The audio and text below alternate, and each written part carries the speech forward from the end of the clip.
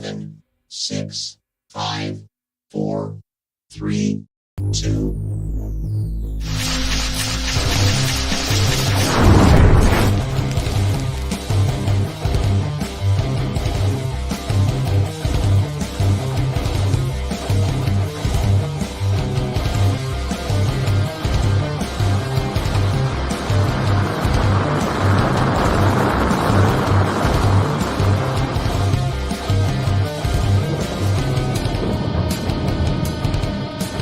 The following program is rated TV MAL. It contains strong language and is intended. It's showtime.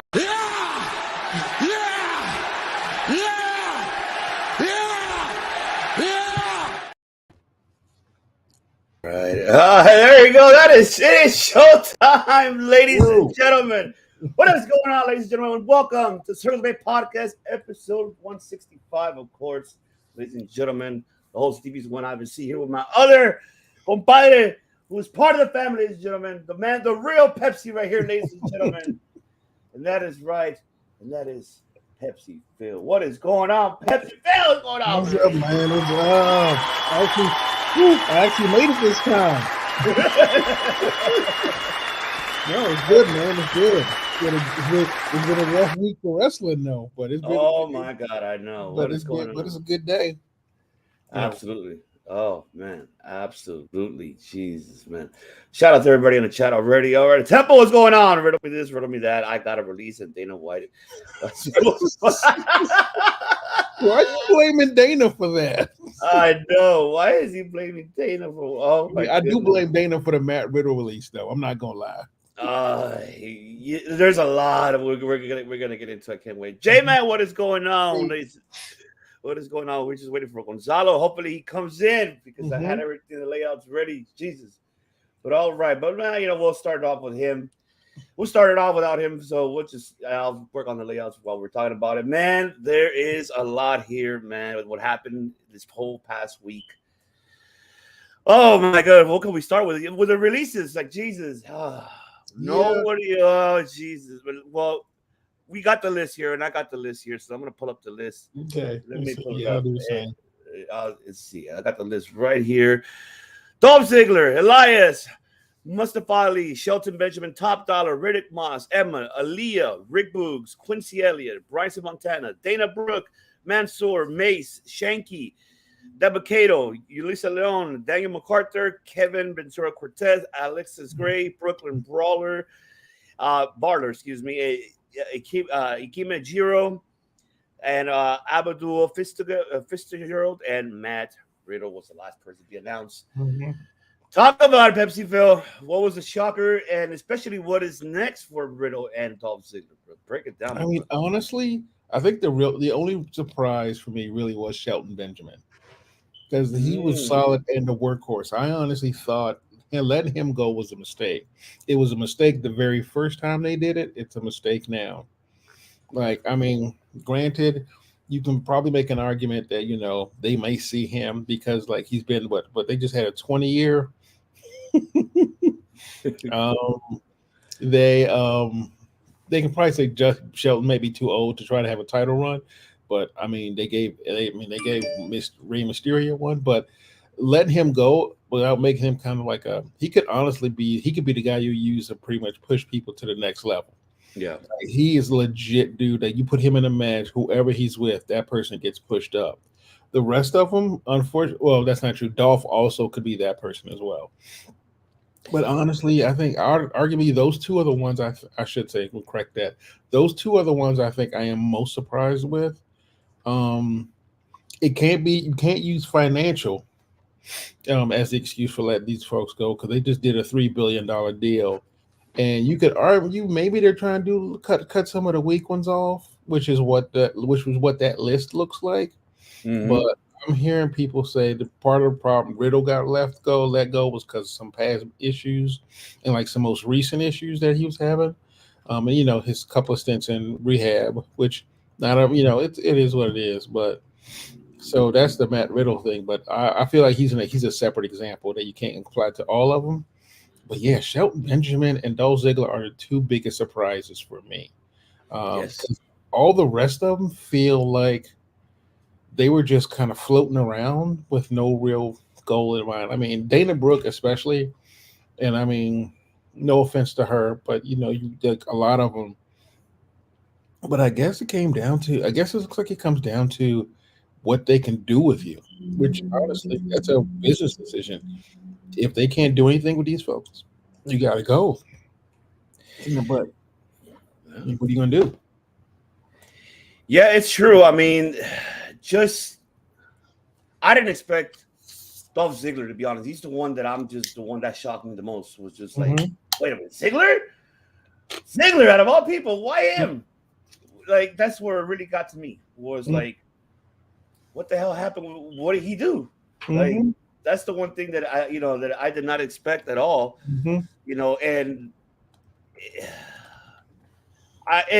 But you know what? I honestly feel that Ziggler is going to find a home right away. And you know why? Because Tony Khan, baby. Yeah, and that's his brother, exactly, right? The Nemeth brothers. That's what might happen here. We might see the tag team. We might see the Nemeth brothers. And mind you, I mean, Ziggler and his brother, they do a fantastic job. I haven't been to them, but of what people that I know that have gone, like they've gone to seen, the comedy shows. They say it's hilarious. They're saying it's awesome. I mean, Dolph Ziggler's a talented guy. No matter where he goes, he'll do fine. Like, honestly, I'll pick. I'll like Temple's right.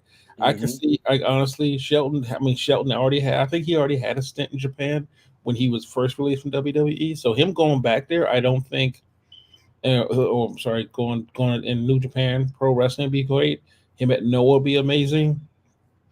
For Dolph Ziggler, though, honestly, this could be a really good example. This could be a really good opportunity for him to really redefine himself. Because one of the biggest things that always bothered me was that his championship runs were completely boring, and it was not his fault. It was just the way they booked him. They literally booked him like an in-betweener champion. That's very, very true. And that's a shame because Dolph is great. He was hilarious. And when he did that weird stint where he would just come out with no music when he was a heel, I thought that was some good work. And I guess for some reason there was too, I guess, I don't know if the writers were afraid of it or he didn't want to do it, but I feel like Dolph Ziggler could probably go in another place like AEW, could really become who he's supposed to be. And I mean, again, Tony Khan, he got one brother. Truth be told, Ryan Nemeth ain't doing much except, annoying CM Punk.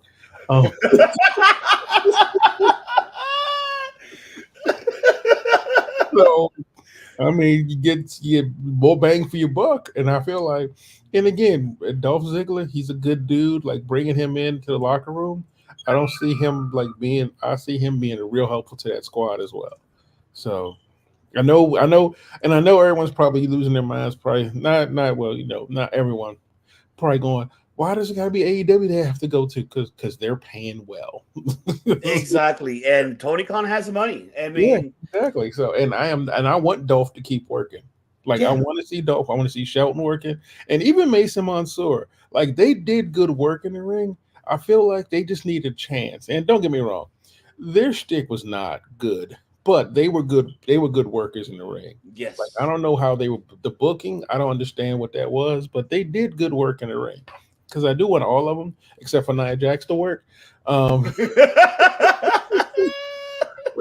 respect to her.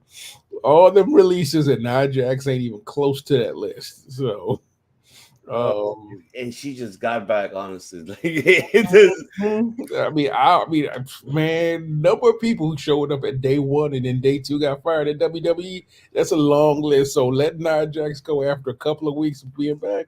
I don't see anything wrong with that, frankly. I know some people be in their feelings talking about put the family. I'm like, man, I think someone Dom told me not everybody can be a superstar in the family. Somebody got to hold the water. That's very, very true. So, absolutely. Like I said, this is one of the. Oh, I like that. I like that Temple. Temple, that's a good move, right? That would be great. The Nemeth brothers call themselves the Hollywood Bonds or the Cult of Personalities. First of all, that's that the pettiness of that name right there makes Oh me my makes my heart- god! it makes my I heart would sing. love that. I So, would love that, man. but yeah, this one, but this isn't like the past WWE releases where they Yeah. were just firing folks. This actually does feel like a business decision with a lot of them, unfortunately. Like Yeah. it feels like a legit business decision. I think for a lot of them, they're just clean. Like I mean, like guys like Titus. Like I'm surprised he wasn't on the list but he apparently he's a brand ambassador and he does some great work outside of WWE itself. So I guess if they can't find a place for you. Yeah. I mean, I'm shocked that he's more the ambassador, pretty much like Titus Mhm. O'Neil. Yeah. Like for like WWE, like for any foundations they have to, because Mhm. he represents the company that way, and it's a smart move to Mhm. keep him because he's very good at doing that, and he's good with the community. I would keep him, and he's a great ambassador for. And now, especially with the merger with TKO, I would keep Titus O'Neil because they're continuing that. I know a lot of people were even saying like, "Oh, Apollo Crews is still there." Like, of course. I mean, Mhm. He's still good talent. He is still he's good talent. yes. Like for me, look, with Riddle's situation, honestly, he brought it upon himself. Yes. He did. They were being too lenient with this guy. They were Mhm. letting him go with a lot of stuff. Mhm. And I know people are saying, "Oh, Dana White." Look, I can't really say that Dana White had anything to do with it. But what I can say is that what he's done outside of WWE is what got him into that situation. Because Mhm. dating a porn star, I mean, and then of course, about to Not marry there's her, anything but wrong with not that there's anything wrong with that. nothing wrong with that. But don't put yourself out there like in public, and then or like you like to do that. We already know, Riddle. Like keep that between I mean, yourself if and you camera work for off. you work for a family company, you can't be blowing them weed talking about No. I mean, you can't be hanging out with Rob Van Dam and think you're gonna be fine. Temple got some feelings about. Oh man, I love Temple. Like, Temple got a whole lot of feelings today. He did. Oh man, I no. know. Actually, Ben Buster actually hit it right. I'm surprised too because she herself has admitted she hasn't been going anywhere and they haven't been doing enough with her. And she was starting to get worried about that because she was like, "I'm a wrestler, right?" And so, I think it was on Busted Open. She said she had one match that had to remind her that. Well, let me start that over. Not her herself, but had to remind WWE that she could go. Yeah. And honestly, I kind of if they do let Natty go, I want to see her at Impact. Oh, she'll Her- do Her, fantastic. in Impact. her against Jordan that would be an amazing match. Oh yeah. Like her against Jordan Grace, that's a match I have thought about often because I think that'd be a great match. Right now, I think, and honestly, here's the interesting thing. I think for a lot of people they let go, it might be a blessing in disguise. I agree with that. Yeah, I the think so paycheck too. the paycheck might be hurt, but I think look at Matt Cardona. He is a man of the indies. He is the hottest commodity in the indie pro wrestling right now everywhere. Exactly. He's competing today I know, right? in DDT against Maki Ito today. Exactly. I'm like, what the fuck? Because you think about when he left, when they let him go as Zach, when they left as Zach, and then he put on, I think he put on what was it, 20 pounds of muscle? Like he went on some kind of mad dash workout, and then started I guess he just started like, and I feel like he went the Cody route, where it was like, I'm gonna make myself relevant. Like I think that's what Matt Cardona did, and I think for a lot of these guys on this list. I think the as much as I hate people losing their job, it's a good opportunity for all of them to make themselves relevant, like Cody and Zack Ryder did when they left the WWE, and I don't even think they need to redefine themselves. They just need to make themselves visible, like really, really visible. Because honestly, that's all Cody and Matt did. I mean, Matt put on 2 pounds of like insane muscle. Because I remember when he debuted, when I hadn't seen him on television in a while, and he showed up on AEW, and I'm like, dear God, that man's huge. Hey Tim, what's up, man? What's going on? The Banger Podcast. It was right. No, TK, the only person who I honestly am concerned about seeing ever again is probably Top Dollar. Oh, what's going And on? You showed up right in time, Ritter. You showed up right in Gonzalo, time. what's up, brother? But What's going on, honestly, guys? like Top Dollar is the only one I'm worried about, and that's only because I still have that horrible vision of him trying to do a jump over the rope, and it is not his fault. And first of all, I applaud that man for that courage, because I'm gonna tell you right now, as someone who's about 6'6", like 6'2", 6'4" myself, trying to do that at 300 plus pounds, that's a big Van Vader move right there. Not everybody blessed with that kind of skill. That's So right. good for him for trying. So, but Top Dollar was one of the ones that was floating around as well. See, who else was on this list that I thought was Shanky? I didn't even know was still there. I ain't gonna He lie. was still there, yeah. Shanky. Rick Boogs, I'm not He- surprised. He's been on injury reserve for a while. So Shanky yeah. actually wrestled on Superstar Spectacle in India just a couple of weeks ago. okay. Yeah, that's for Riddick sure. Riddick Moss, I was pretty happy. I was a little upset. I was kind of I feel like they didn't give him enough of a chance. Oh, and sadly, I'm sad to see Elias and his brother Ezekiel get kicked out. Poor Ezekiel. I know, right? But oh man, ladies and gentlemen, señores, señores, of course, the man right here, the Mr. Suplex Machine of himself from Chile, our big brother right here, the evil one. Hey, thank you. Mhm. It's a pleasure Yes. to be here one more time with all of you guys, Pepsi, Ivan, and Thank you. all the people here in the chat. I know that my brother Felipe from Suplex 2 is in the chat too. Yeah, I agree with you. Hydro Return started dead without Strickland. Yes. Mhm. I want to Yeah. say something before it goes to my mind because I saw it on Twitter. I'm not gonna call him X because I hate it. I'm gonna say one thing that I read somewhere. Shelton Benjamin to the Blackpool Combat Club, please. Yeah. I wanna see this. I wanna see this. Give me that, please. Okay. Don't- I have to play this for you. I have don't- to. I have Give me what I want. Yeah. Tony Khan, stop dancing like Danny Garcia, and please give me that contract to Yeah, that was Shelton. something I did need to see. Yeah. and of course, well, let's be honest with the Riddle that was a little bit shocking at this moment, but Mhm. what happened with him is like something that was coming actually, Mhm. because of he received a lot of opportunities, Mhm. and I thought that maybe he doesn't need to change his personality on any other stuff because that's his private life. Try to keep it more private. That was the stuff. Mm. And when you show too much to the people, of course, the people are gonna be more engaged to see what are you doing and all that stuff. So. And I think that was you know what like we call in Spanish, Ivan, if you can help me to translate it, Yeah. como un arma de doble filo. Yes. So a double size a gun, because Yeah. you cannot get all the time with all what you want. This is a company, and of course now you have a company which is affiliated to a company that you were previously released, like Mhm. UFC was. So Mhm. so I think that hopefully this is more a lesson for maybe to people to get a little bit more mature on his decision on what he's Mhm. doing, especially through social media.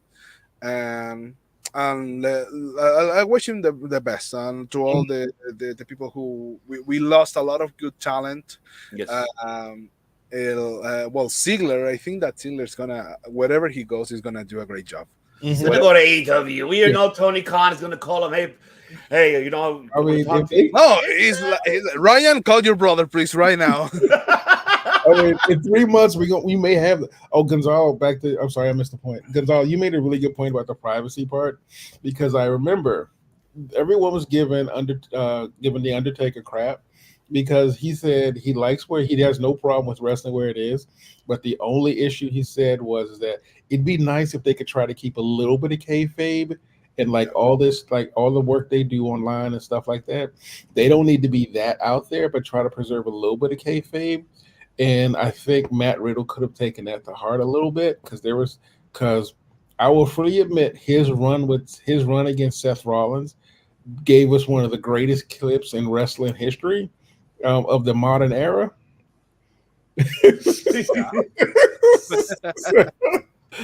Honestly, that is true too. But yeah, I hope he finds his footing elsewhere.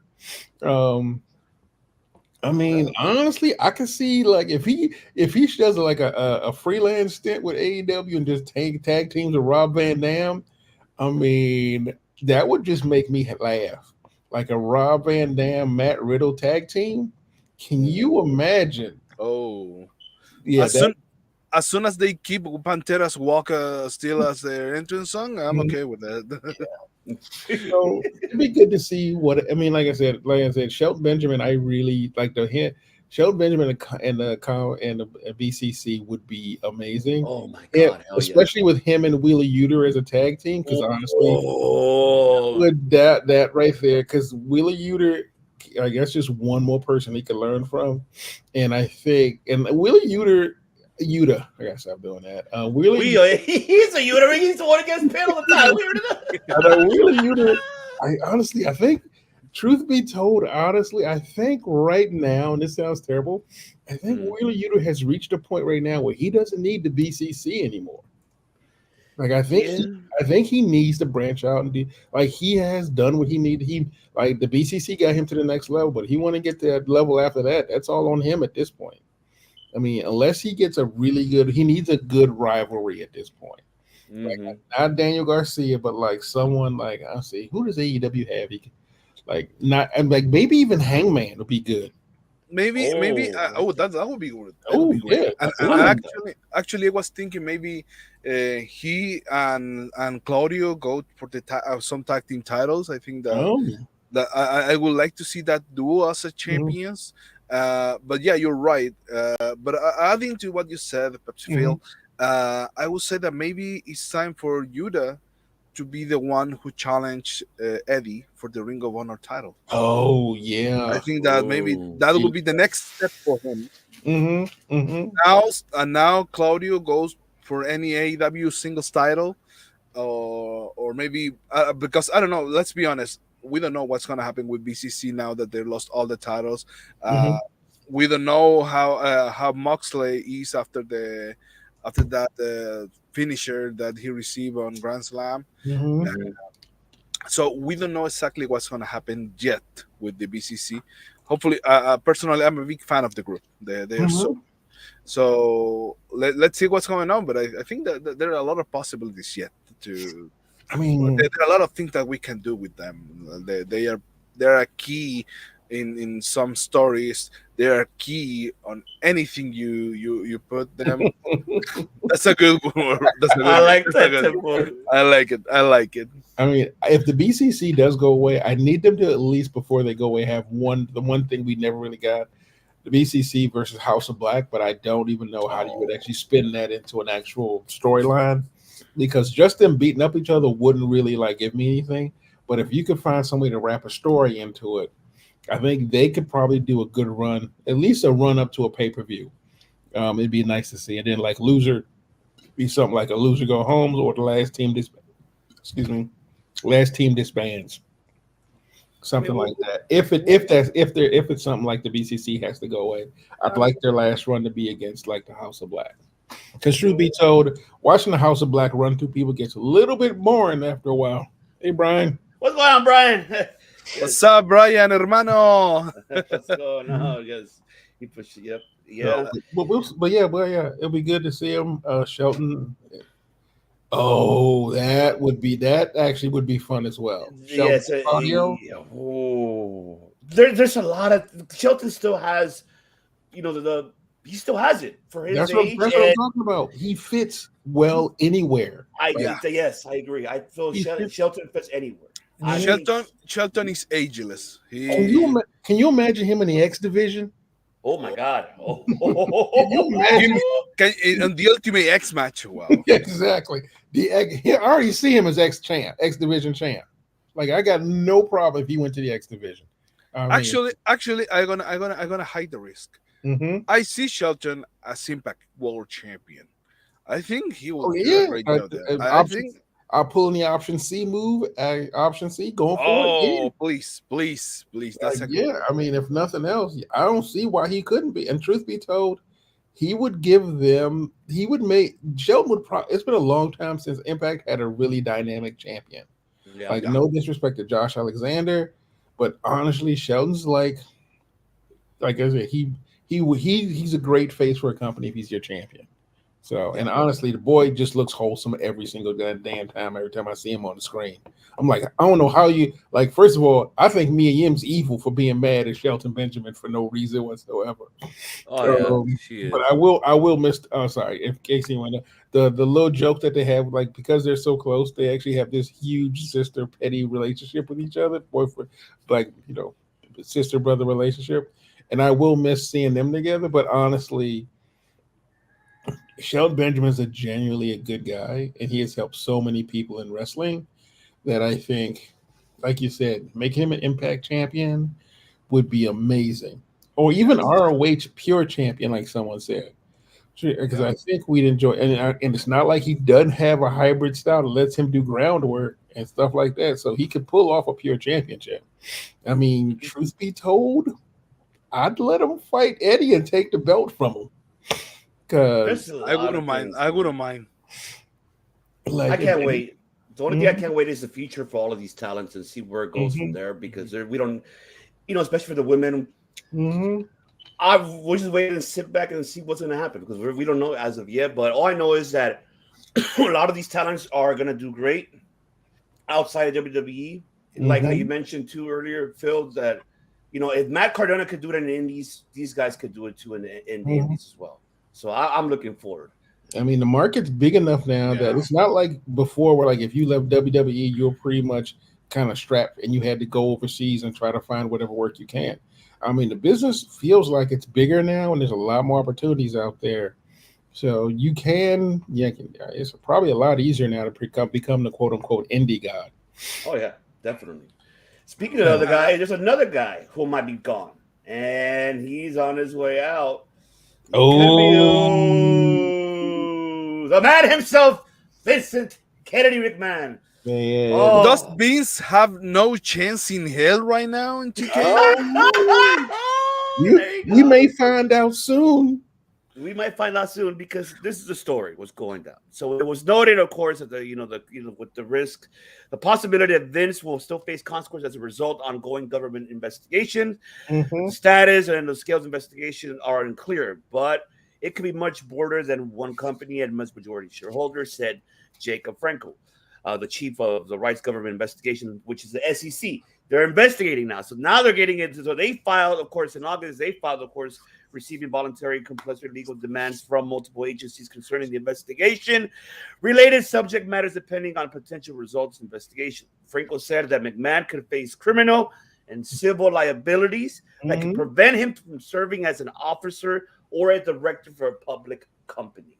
So this could be the way out because of what I'm noticing too when I was just really digging into this story. TKO is helping Vince to sell all his stocks. They are helping him to sell all of that shit. So the way how I'm seeing this, Vince, this is his way out because he wants to but somehow, some way, this man is still going to get involved regardless if he's not in the company. But you know him, but by a phone, hey pal, let me just text you. No, we got to do it this way. That's just how he is, and he would do that. I would leave that man on red and missed call every single time. Every time my phone rings, just leave him on missed call. Will we hear now?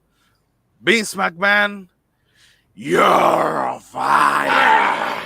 So I was funny because I was reading an article about this. Right now, Vince McMahon, if the SEC investigation happens, is a liability to TKO because that opens up not just WWE, but that opens up to UFC to public scrutiny. Because think about it, if they throw out a couple of warrants for some information that they want, that also includes how the merger went, and that includes everything like all the due diligence and information they did before the merger, all the financial filings that both have, and if there's any gray areas in the UFC that they don't want seen, that becomes public.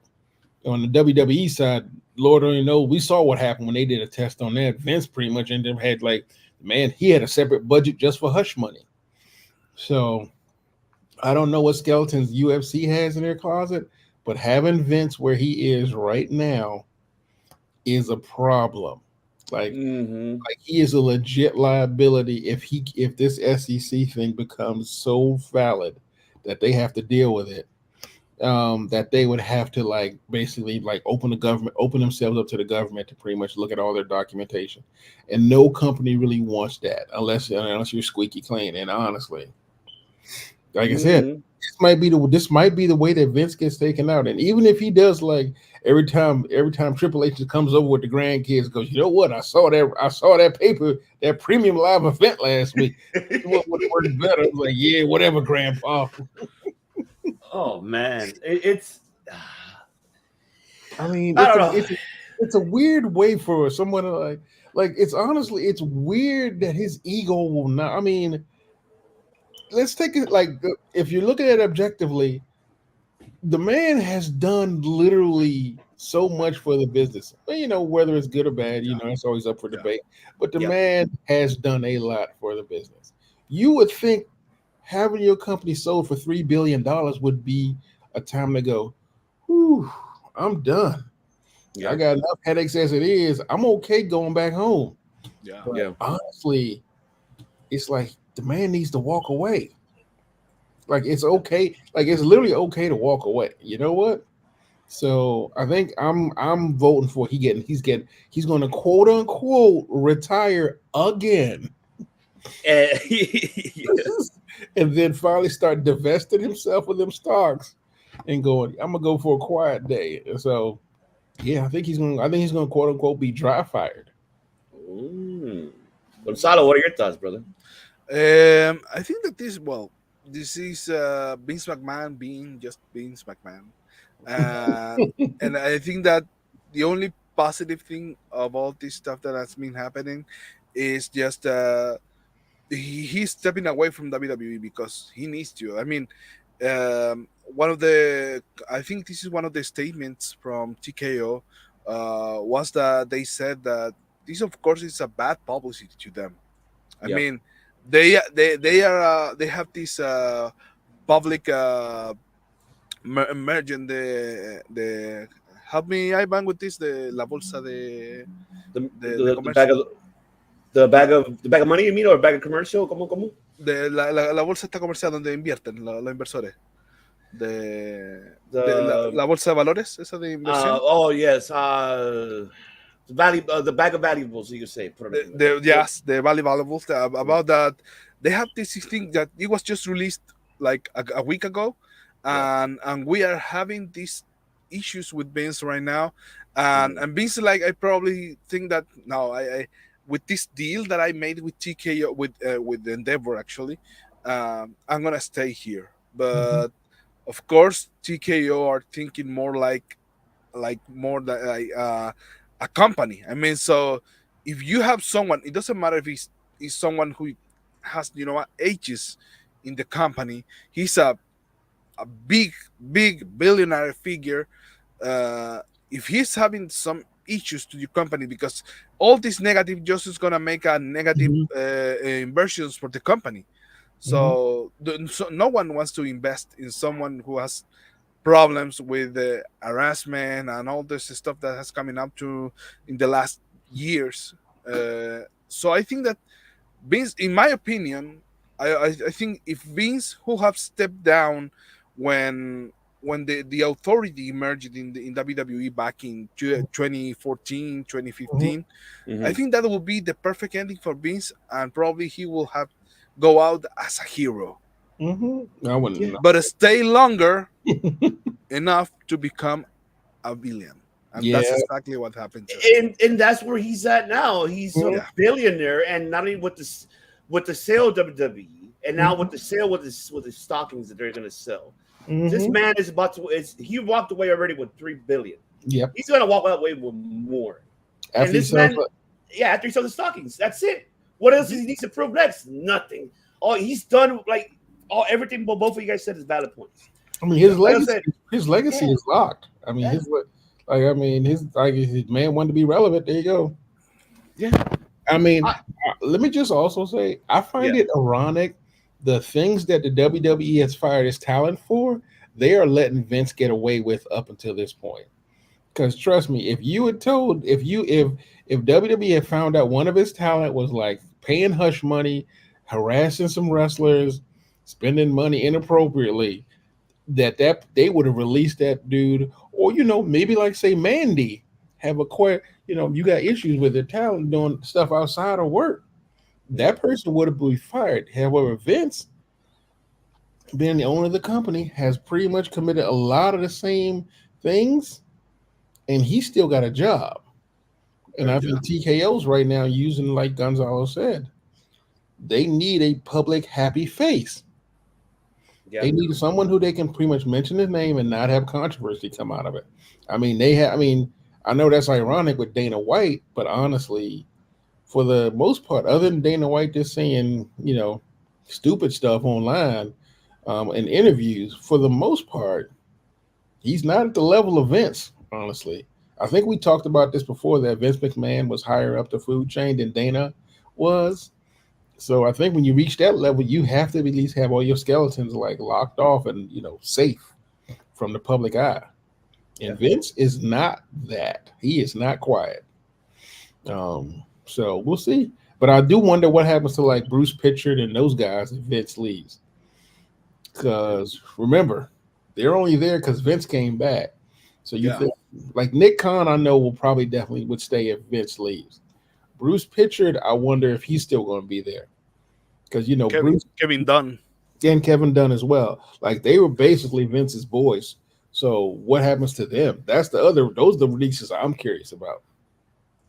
I think they'll stay. I think this is Nick Khan's way in this company. He's going to stay, and he's going to sell his soul to Emmanuel. That's for sure. That's a fact. We already know that that's going to happen. So it's like, okay, Nick Khan is going to be the one pretty much calling the shots and watching he'll be the final say. Well, I mean, he'll be the right-hand man of Emmanuel instead of Vince in this direction. It could be heading that. I wish Paul Levesque could be more involved in this. I mean, but I think Paul wants to be more on the creative side of like, let me control this. Let me handle this. Yeah. Give me the people that I need. I don't want to deal with that, or have his wife deal with it. Stephanie, let her deal with it. This is where I question Vince. Why was he very, very untrustworthy with his family, not giving Stephanie and Shane the rights? I'm not saying that he's hitting now. He said, "I'll live until I'm 120 years old." Now, but after that, leave it to his, to his family, to Stephanie and Shane. He decided not to. He didn't trust them. He said, "No, I don't trust." Truthfully, I understand why Shane's not the best promoter, personally. No. Like he's not a good booker. And Stephanie, I think I actually enjoyed her because remember, she was in charge of SmackDown with Paul Heyman. Yes. And she was really good about listening to her talent and especially listening to Paul about what he needed to make SmackDown great. Yes. Granted, Paul Heyman is not known as the most easiest person to work with, but for some reason, her and Paul Heyman worked out great. I think Stephanie would be a great person to be like until she takes over after Nick Khan, or if he has an unfortunate accident, she has to take over, Game of Thrones style.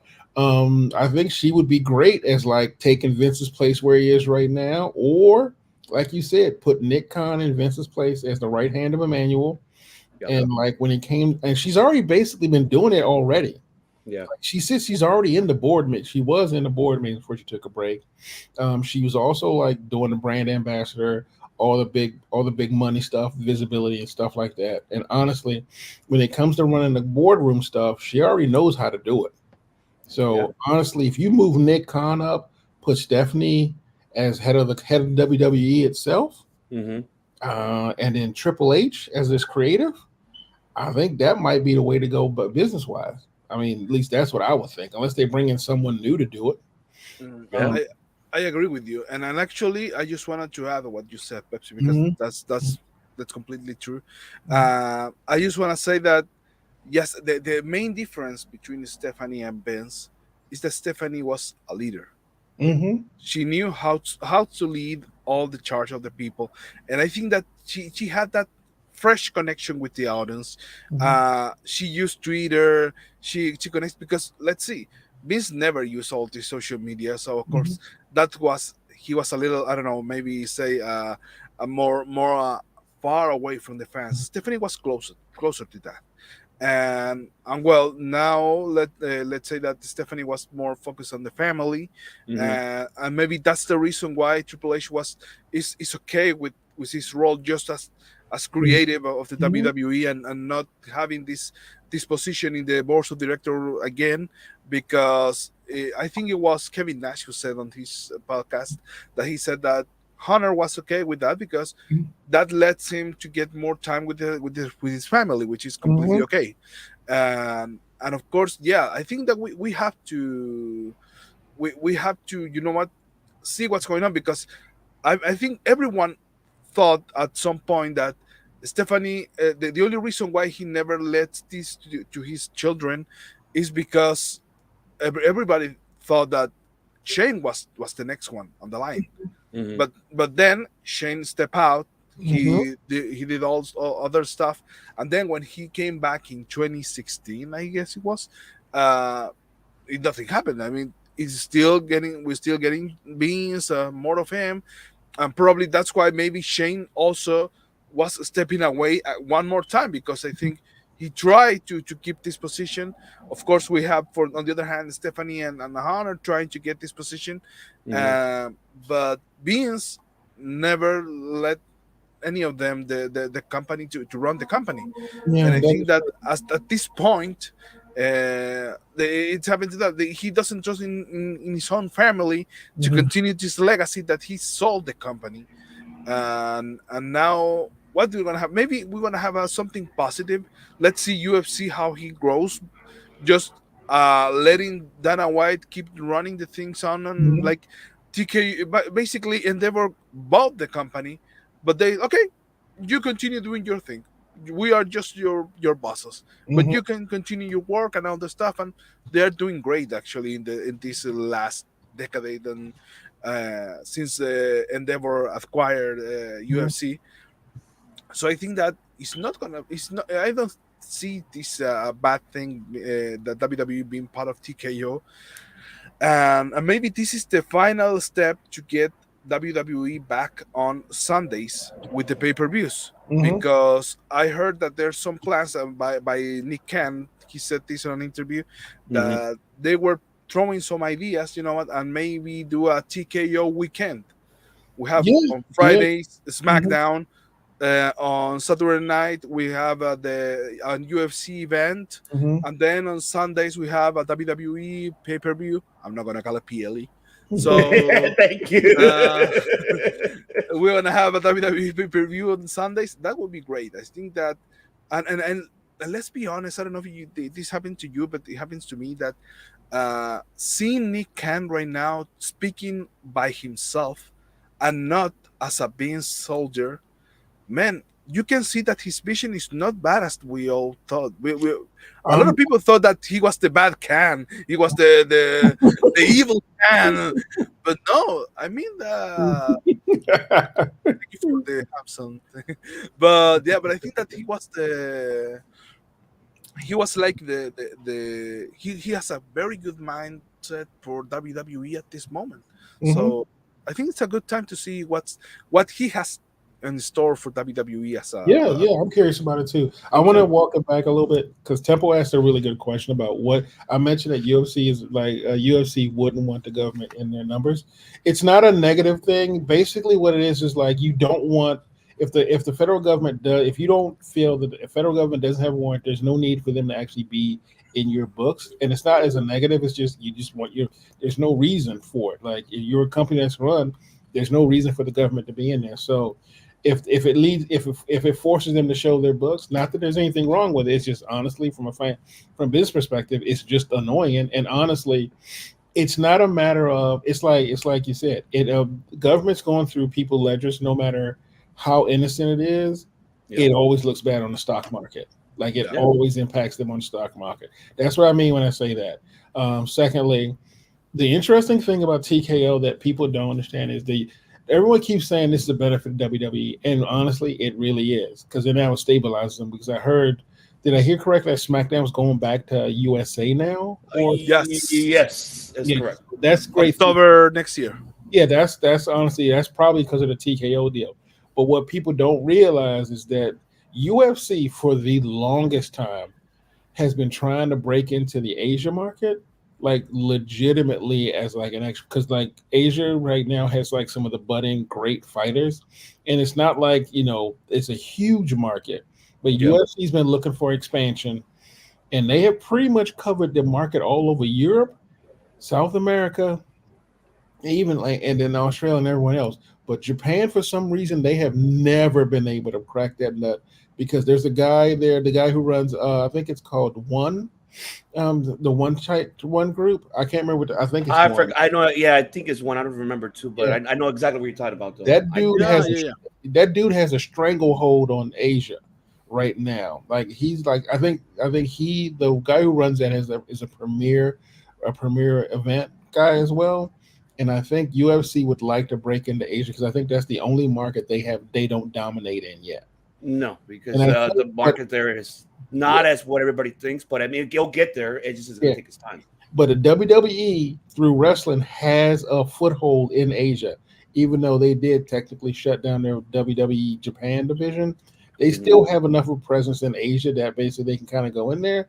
So if they do start doing some cross promotion, cross pollination stuff, that might be UFC's way into Japan to start having like some WWE UFC event weekends.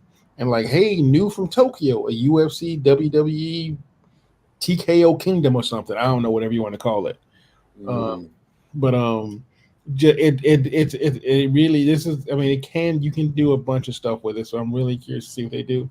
And Gonzalo, to your point, Nick Khan has made me really curious to see what he has in store for this place. Because I think he is smart enough to go leave Triple H in charge of talent, because honestly, that's what Triple H wants.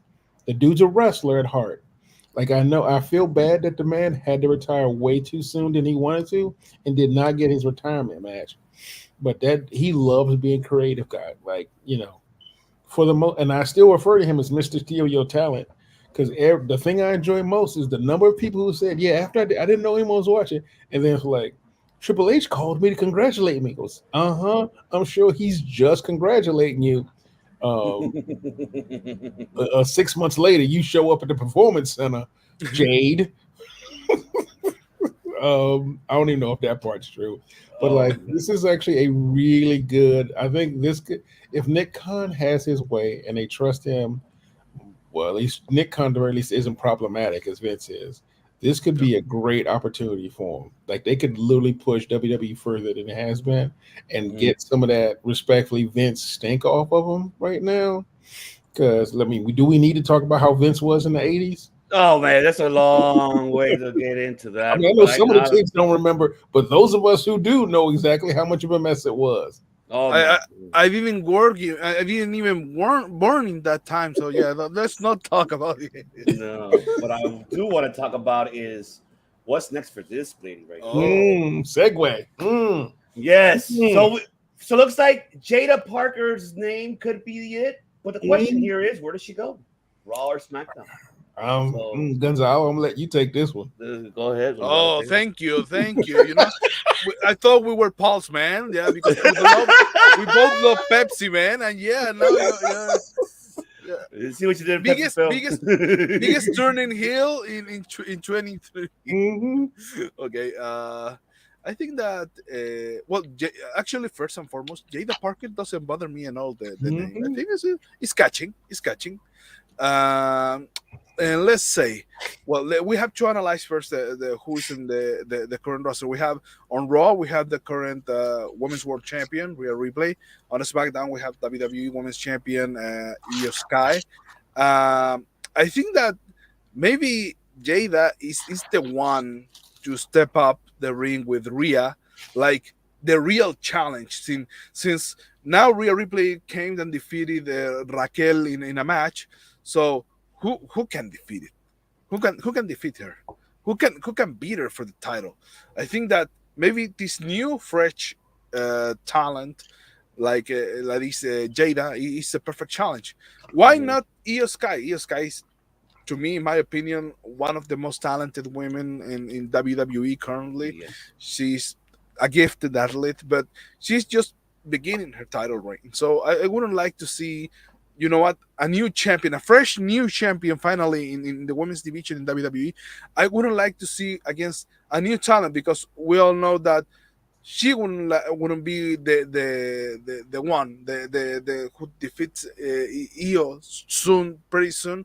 But I think that maybe she will call the attention on Raw and maybe also will help to increase a little bit the ratings since lately Raw is not getting good ratings due to NFL. I think it is. You can help me Yeah. with that because I have no much information about your television program. Mhm. But yeah, I think that Jada or Jade or whoever is gonna call her, I think she will be fit perfectly on Raw. And let's not forget that Cody Rhodes is also on Raw, so maybe that will be the Yeah. perfect connection. Mhm. And now that Cody's showing this executive side, he brought Jay, and now you know Yeah. something. I now have some context. So Rhea, to stop this Rhea Ripley problem on the Judgment Day, I brought my own backup.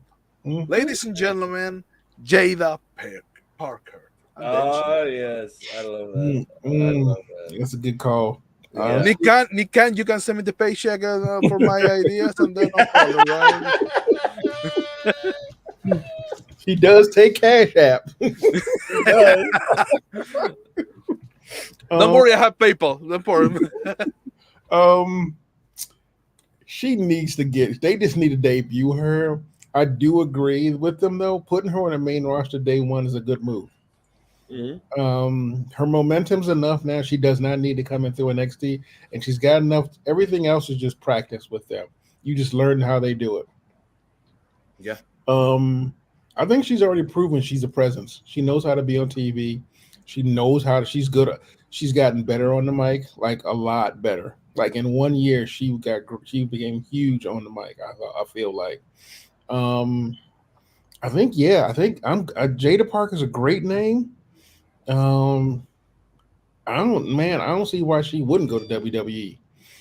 Honestly, she is the breath of fresh air they need right now. Yes. Because no offense, as much I love as NXT, they basically treat them all the same way. They come in, the women from the NXT come in, they're either a little bit of a joke, or they come in as like a second to somebody else, depending on what they want them to do. But I think Jade could be the linchpin to actually make that division work.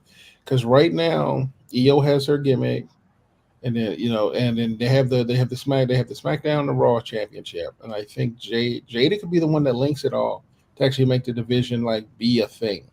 Because I think they tried that back in the day with Charlotte, where she would show up on NXT as a champion and talk about she needed a belt. Because they were really trying to make the women's division more cohesive. I think Jade can do that. She's not as polarizing as Charlotte. Like the back room does love her. Mm-hmm. And honestly, in regards to skills, I would rather they face Jade than they face Nia Jax.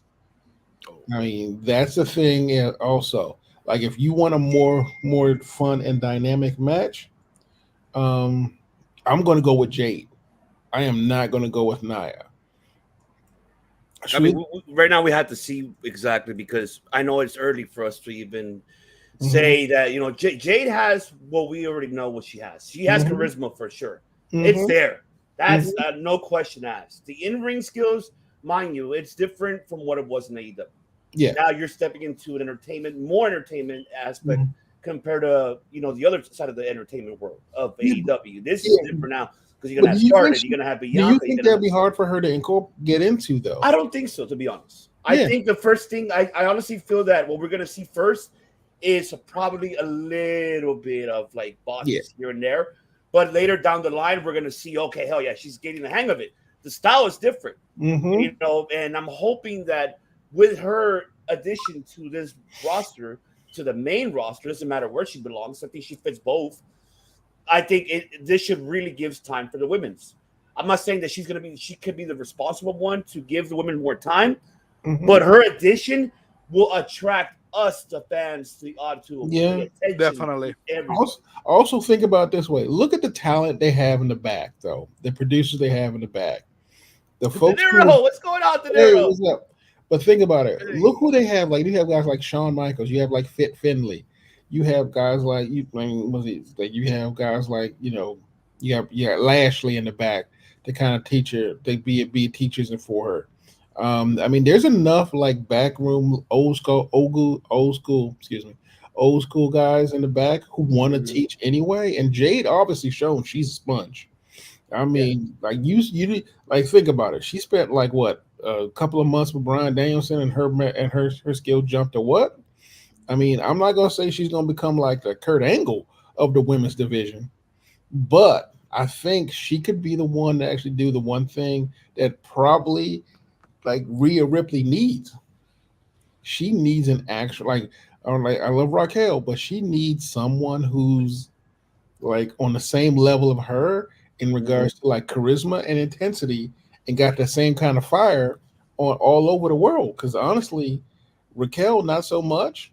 Nia Jax is too quick. People have too much like it's too much too argument too controversial, polarizing. I guess we'll use the word. Io Sky is way too young. I love Asuka, but let's face it, Asuka's a whole different animal. Like I love Man, but Asuka's a different animal, and I think she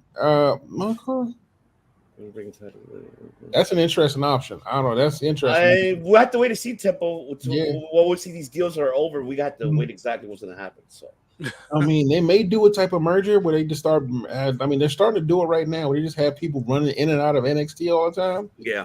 Because that used to be the C brand, but it's looking like they're trying to push it to at least a same top tier brand. But yeah, but Rhea needs someone with like you. She needs what Ric Flair and Dusty Rhodes had. Yeah. She I needs think so. that kind of rivalry. Like, because honestly, right now in the women's division, they do not have that. I think the last time we had anything like that was probably like Sasha and Sasha and everybody.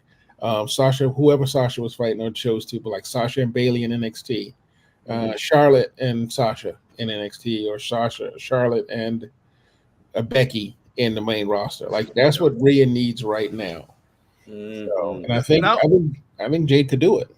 Go ahead. Now, what happened if maybe Jade or Jada came as a part of one of the recruits from Bobby Lashley?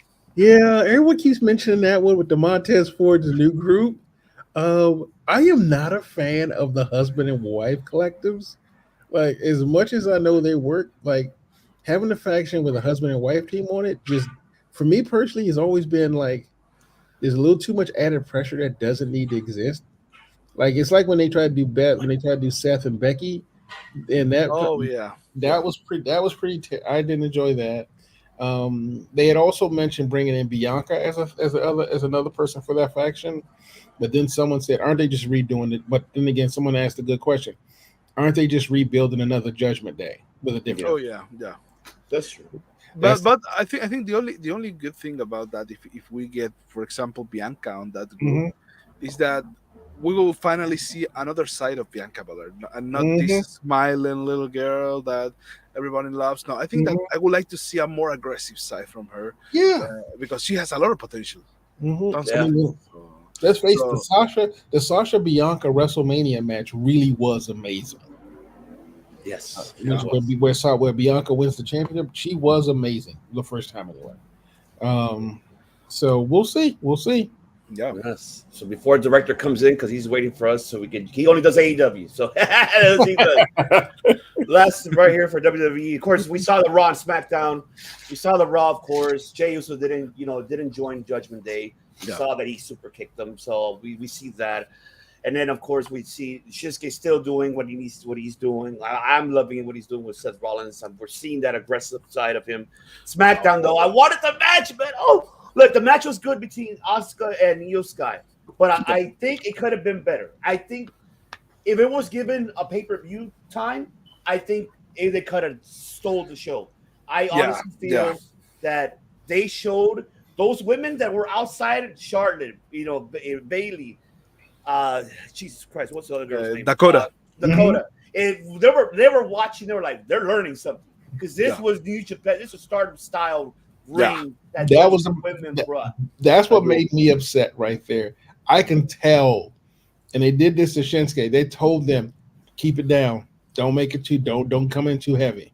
Mm-hmm. Like I can tell they were told tone it down because that was like there were some moves in there. I'm going, oh, that's New Japan right there. That's pretty much that's what people here get mad about, saying you too stiff.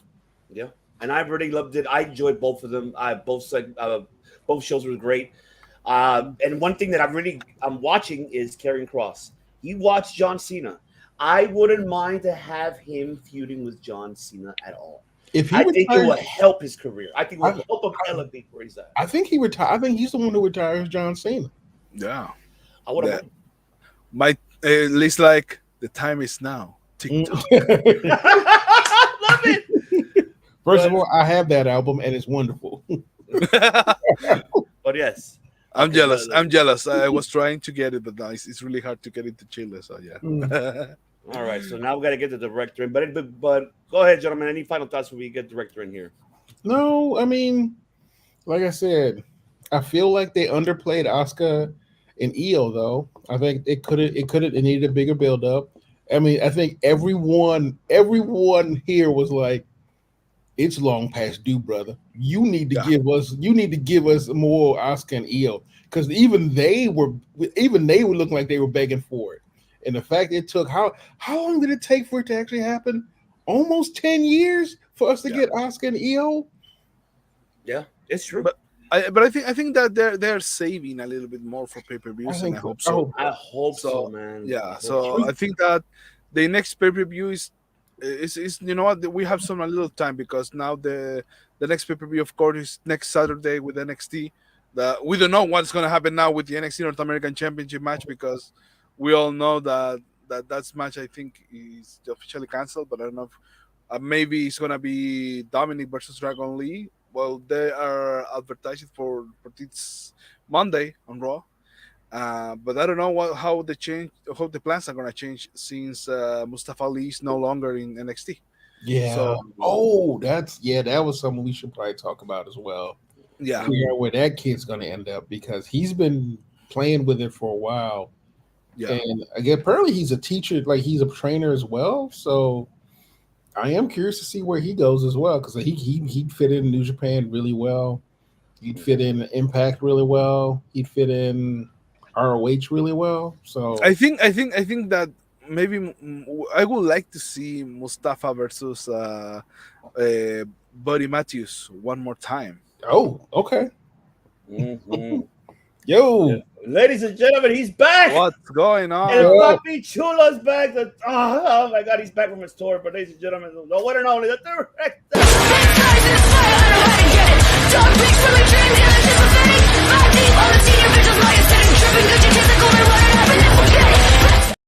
Right, el director, Papi Chulo. Cool. He is back. What is happening, Captain?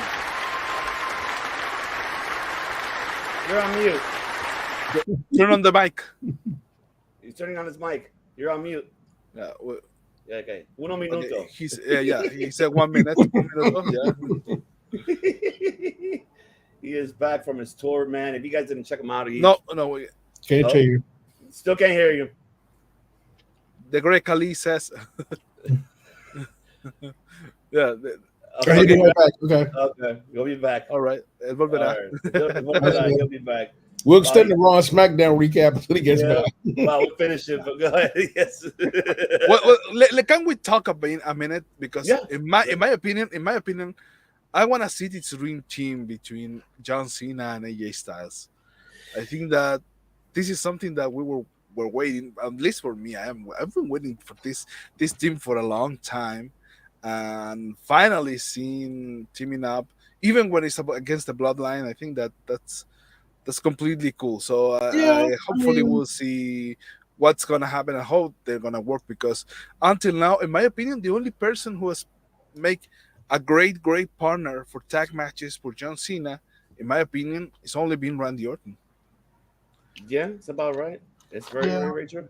What about now? Now you can hear you. Yeah! Yeah, there you go. There's a mute button at the beginning of StreamYard. I Yeah. was like, all right, cool, because all my shit was working. Anyways, yeah, excited to talk about Dynamite, maybe the best Dynamite of the year. Not talk wrong. about it, man. He is It's time not. to get He is into it. not Very, lying. very likely that Yeah. might have been like the introductory episode to someone who's never seen the product. You make them watch that one. Yep. Let's hit it. Let's hit it. It's time! It's time! It's Vader time! Dynamite, of course, it happened, 72 hours ago, not 96, Mhm. 72 hours ago. But this was a great Grand Slam. I really enjoyed this compared to what it was last year. And Mhm. man, all I know is that Tony Khan did the right thing. He did the right thing right here. Right here is where I was happy, because right here we got title for title, of course, Ring of Honor World Heavyweight Championship and the New Japan Strong Championship on the line. Claudio versus Eddie Kingston. Mhm. I shit you not. I'm just gonna say it right now. I thought Tony Khan was gonna make the wrong move and give Claudio. Keep calling him Cesaro. I'm not gonna stop doing that. But he just said give Claudio. Exactly. He needs to stop giving Claudio this win. And I was expecting him to win here, and in Eddie's hometown. Mhm. But Oh, Eddie won, and the crowd went nuts. I was so happy for him. I really brought a tear to my eye. Damn it, how Ric Flair would say, because I was so happy for this man. He finally got the belt that he wanted. And I've been seeing, I'm pretty sure all of you guys saw it on social media, how did Eddie Kingston close his story and not Cody. But hey, it's fine. Eddie Kingston this is the start. I'm happy that we get to see this man from the indies. He's the most popular in the indie scene, has made it to where the level he's at. Being a Ring of Honor World Heavyweight Champion and a New Japan Strong Style Heavyweight Champion, this man deserves it. He is gonna he paid it off doing it in a G1. He's gonna pay it off for Ring of Honor for sure. He's gonna help Ring of Honor to get where it needs to get at, most definitely for sure. So I'm gonna pass on to Papi Chulo, because I haven't heard from him. I haven't seen you in 2.5 weeks. He's back from Ohio, of course, ladies and gentlemen. If you guys haven't checked out Fake the Story, check him out, because it will be here on October 8th in Los Angeles, ladies and gentlemen. So that's right. But the director, the floor is yours, Papi Chulo. Break it away. Yeah, this is one thing that AEW does that I love. I love it, and then I also don't love it for equal reasons. Is the long-term storytelling caters the hardcore fan, which I love, but it doesn't cater the casual fan, which I'm iffy about, because if you don't know, this story has been going on for 10 to 15 years. This story started before Cesaro even existed. The story is they were homies. Eddie was kind of offended by the way Cesaro took his big-time contract, sort of resented him for, making money at the job that you're supposed to make money at, which I don't really get. I would totally be like, stoked for you, bro. Anyways, the story continued when they returned to AEW back in like 2 years ago. I think Claudio has been around. Yep. And Eddie's just been like, bro, we got some unfinished business. And he's been trying to get that win over him. There was that match where, I think Jericho got the win over him, and he was like, that was my win. That was my win. I should have had that. Some shit like that. That paired with Eddie's never won the big one. And it all culminated with Eddie finally getting his one big win over Cesaro and the big one, Claudio. Sorry, don't sue me. And while holding the Strong's Championship. That is just as pinnacle as it's. I think this is the peak for Eddie Kingston. I don't think he's ever going to go any higher than this, but I love that he at least hit this point in his career, because he is over. He did it in his hometown. He's one of my favorite mic men of all time. Someone needs to tell Eddie that shoots aren't supposed to be real. And I hope that he holds at least both of these belts for a while. Ring of Honor is kind of in this weird purgatory where no one's really watching it on the app, so they're doing it all on Dynamite, which I think is the right move for now. I would rather it be that version of Ring of Honor than having this match on DAZN or whatever the fuck you watch it on. So I'm stoked at this. I love it. I think this is the pinnacle, pun intended, for Eddie Kingston, and I just hope it lasts a while. But yeah, and they started off what's the one thing I love about Dynamite? They never started off with a promo. They get right into a 3-star TV match, and this was that. And I love that. So they kept it up. Absolutely. This was a great storytelling at its best, and you broke it down very, very good, Papi Chulo. Yes, you did. Gonzalo, mi hermano, break it down, brother. What are your thoughts? Well, I think that this is one of the times that maybe is cliche that the fan said you deserve it, but man, this man truly deserves it. And of course, I think I'm super happy to see him getting this big moment on a big television in a big platform like this stadium was. Of course, in front of his hometown crowd. I really was into this match. Of course, I was expecting to see how this is gonna end. As much as I will wish to see more of Claudio in New Japan, because there are a few matches that I would like to see him against some of these wrestlers that New Japan has. But I think that the correct call was, and yes, this is the Tommy Dreamer versus Raven. Yeah, definitely. It's true. Definitely. I agree. Granted, Claudio is not the asshole that Raven. Claudio didn't get anybody pregnant, but he tried.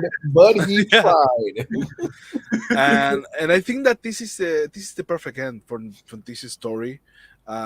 This is probably now time to move on for both. And now let's see what Eddie has to do with these two championships. Now what's gonna do Claudio? That now, of course, the whole BCC lost all the titles, but this is Eddie's moment, and I would like to see probably in the future, not now, but in the future, to see him holding an AEW championship. That this is something that is gonna be maybe something that the company does to this man, because this man is a really workhorse inside AEW.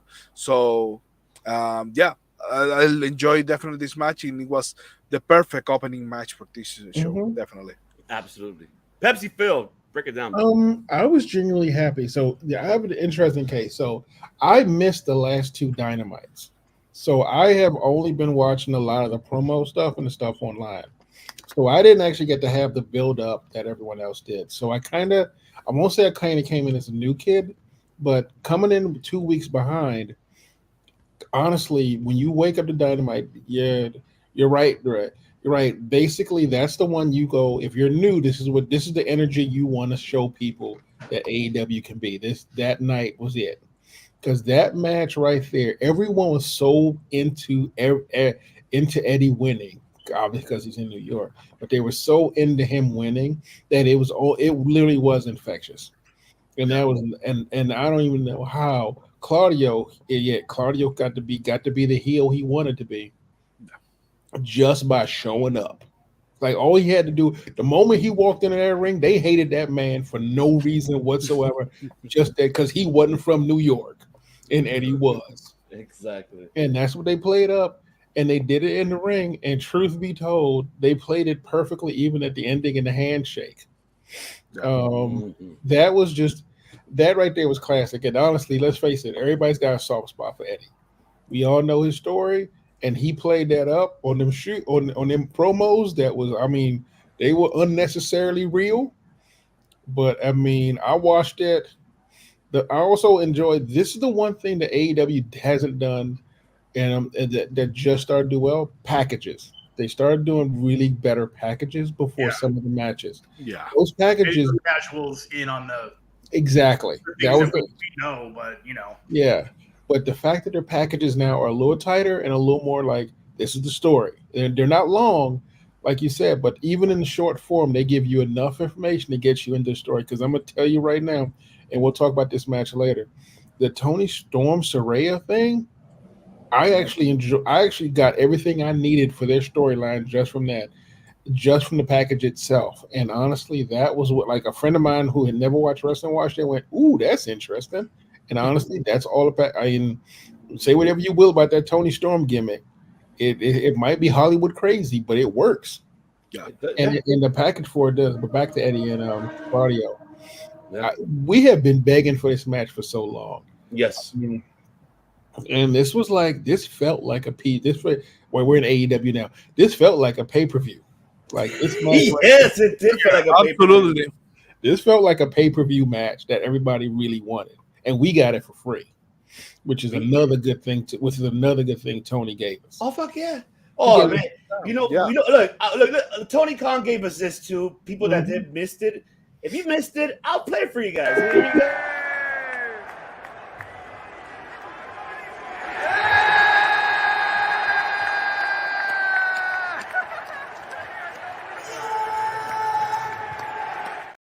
Can't believe you. Such a mark, bro. Why would you make I don't that hate him. Don't mark shame. Don't What mark the shame. fuck? What? I didn't expect him to dance. I'm like, wait, what the fuck? This was just. I love it. I love it. Hey, that's like you're right. You're right, director. He is a mark, and this is what shows the mark right here. It's good to see somebody love their product and pay attention to it, as opposed to people who don't do either of those things and run it. So Mhm. yeah. Definitely. Right. Speaking of running it, let's get into the next one. Oh my God. Did Oh. not expect this. Of course, the Gajolt, the Tom Brady professional wrestling. I don't care what everybody said. Chris Jericho is the Gajolt, the greatest Jericho of all time. Versus. How many's Sammy eight? That's eight, Guevara. right? There we go. Eight. Yes. Ocho. Sí, ocho. Sí. Yeah. El ocho, yes. By the way, director Gonzalo is in Chile. That's where he's from. So, Oh shit. Oh, yeah. Nice. yes. I love Chile because it's nice. I've seen pictures. Patagonia, right? Like, is that down there? Oh yeah, well, I don't know. Patagonia is really, really far away from me, but yeah, it's a most of the south. Really Okay. cold, but beautiful. Yeah, I agree Yeah, with you. I've seen pictures, and I don't know if I've had any friends from there. Well, no, now you have one. Have you? Have you? Yeah, absolutely. And I think is Ponzinibbio from there. Santiago Ponzinibbio, UFC fighter. I think he's the first fighter from Chile. Yes, he is. Yes. Yeah. Yes, you could. I know my shit. I know what's up. Actually, a couple of years ago, no, well, like 4 years ago or so, UFC had an. He's from Argentina. I'm sorry. I'm happy. Sorry? Ponzinibbio's from Argentina. My bad. Oh, okay, no problem, no problem. But Yeah. So that's the thing that they have a UFC event in Chile like 5 years ago. Felipe now is in the chat. That is my good friend and my mate in Suplex, the program that we do. that's right. Felipe, ¿cuándo fue el último evento de UFC en Chile que transmitieron? Oh, Yeah, this was the only event. Okay, that but- covered this. Okay. I'm asking for the date of that event because I don't remember when was. So if you are there, please tell me the date when was that UFC event. But That yeah. was May 19th, 2018 at the Movistar Arena. Oh yeah, you do a better job than me. I'm really good at Googling. That's all it is. Oh yeah, No, this man knows how to do it very quick. Oh, yeah. See, yeah, see, That was a good card. Holy shit. Yeah, look at that fine card. night, yeah. That is a wild card. I'm going to go watch that again. Anyway, back to fake fighting. Yeah, But right, man, and but the right drama, here's the drama. drama. Yeah. It did not expect Sammy to join Don Callis' family. Oh yeah. But I'll say one thing, and this match for me was I loved it. This is why Jericho is like a joke. When at his age, he still goes. Not only that, if you guys notice, that superplex from that plex outside of the fucking floor, Jericho's back must have been fucking hurting. That shit was, oh my God. I even cringed. I'm like, oh, Jericho, well, do that. It was painful. And then this match, the storytelling inside was fantastic. I loved it. And then Sammy, and then, oh my God, just everything overall was just great. And then, of course, we saw the entrance with the jacket. We saw the finish of it. Of course, WrestleMania. What was it? Was it 19? Or 19. Well, Yes. I mean, the finish was, I don't think Shawn Michaels ever hit a shooting star press in his fucking life. No, I know that, but I know he hasn't. But just him hitting Jericho right in the and then grabbing him like Michaels. That's why I put that picture in the middle so you can see like the comparison they made. I was like, all right, and And now what's next? And now what's next? I mean, but Papi Chulo, director, thoughts about the match and thoughts of Sammy joining the Callis family. Yeah, wow. So one thing that besides the packages they're doing to keep you up to speed, which this didn't really have a package so far, but Excalibur is doing a really good job of keeping the narration going. You know, he alluded to the jacket, the colors, the HBK match. So right then you were kind of like, okay, I kind of know. I didn't know where this was going to go. I just liked that he was telling the story along with the match. The match itself, holy, Jericho can still go. I don't care. Oh yeah. He got made fun of one time for one botched line salt 4 years ago, and he didn't let that get to him. He was like, "Oh, I fucked up one line salt. You're gonna call me out on it." He's nailed them all since. But the match, wow, just clean, super.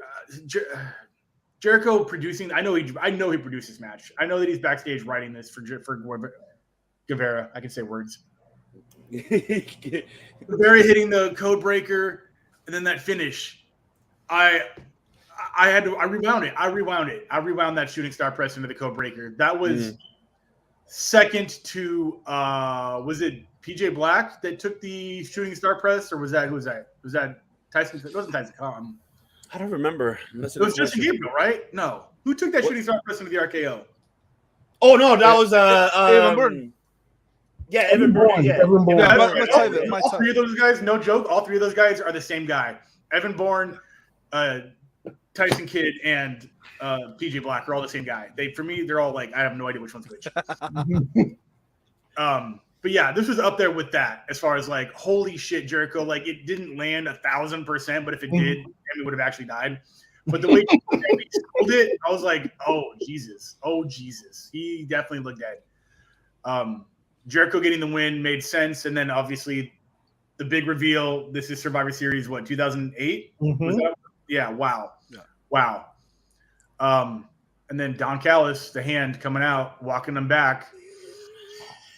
I wanted Sammy to go off on a solo ace turn, but that's not what we're getting. So we'll see what happens. Are we getting a whole new stable? Is it going to be Sammy, Takeshita, and then I don't know who else. I don't know what's going to – I have no idea what's going to happen. But at least we're getting something slightly fresh. Sammy stays heel. Jericho goes face. Cool. Great match, great storytelling. Second match of the night. Holy shit, could have been on pay-per-view. Yes, absolutely. Mi hermano Gonzalo, take it away, brother. What are your thoughts? Oh, I think this was a very intense match, and of course, it was a delightful match. These two guys can deliver it in a very good way.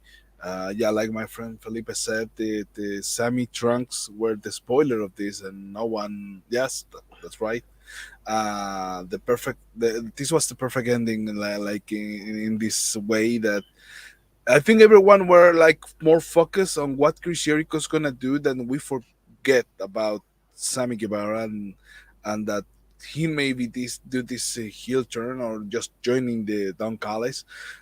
Honestly, in my mind, I had really forgot about Don Callis and with Jericho. So when Sammy did this, I was like, oh no, Sammy's gonna start his own faction or anything.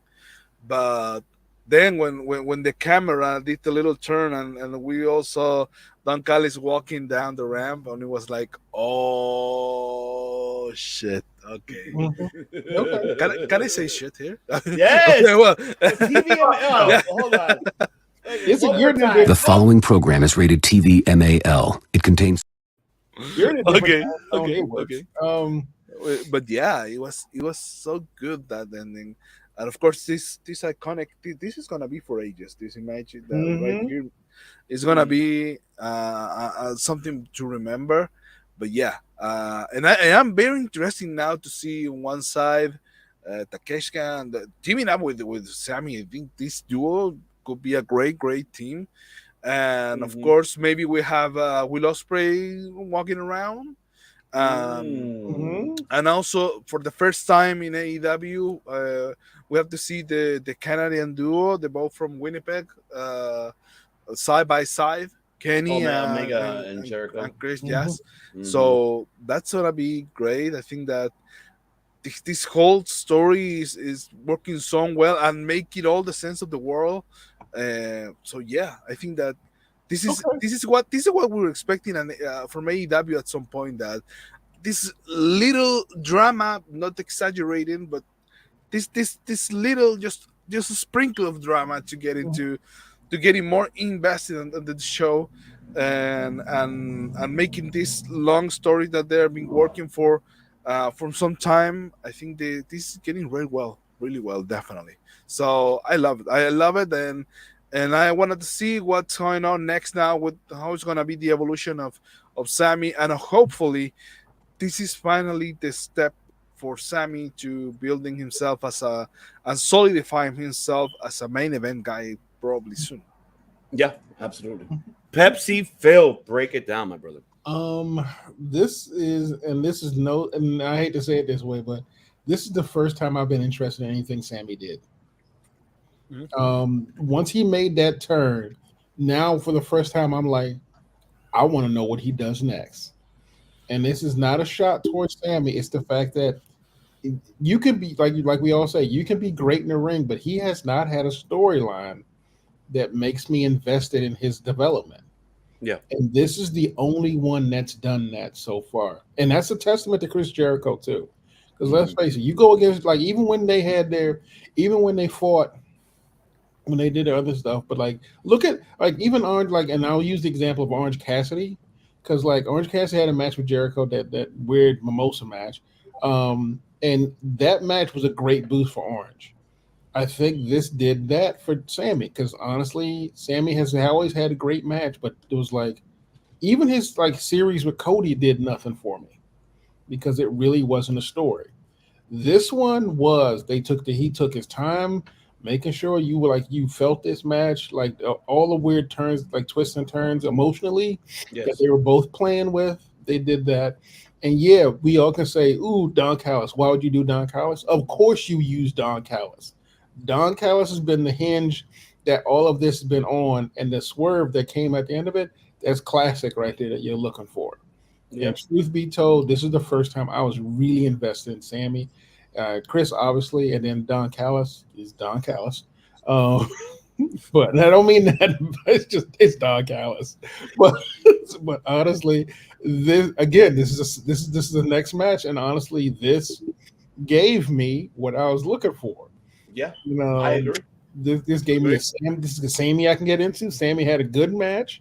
It was not, and honestly, it was a hybrid match, so he still got to do his aerial stuff, but there was a little bit of a lot of groundwork that Jericho brought down and slowed it down enough that I could enjoy Sammy's run around.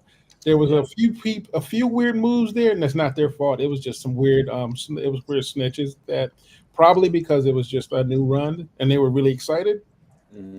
But truth be told, like you said, that code breaker ending, I was just like, did he just? Yeah, he did. And you know what's funny? That he finished the match with the code breaker. He even went for Lionsault, right? And Jericho got his legs up. Yeah. Fucking shout out, throwbacks. It was a really it was a well orchestrated match. Like from top to bottom, they told a good story in that ring. Oh yeah, absolutely. Yeah, yeah, it was fun. It was again another fun one to match, another good package that sets it up. That I was happy with to kind of get the whole story down.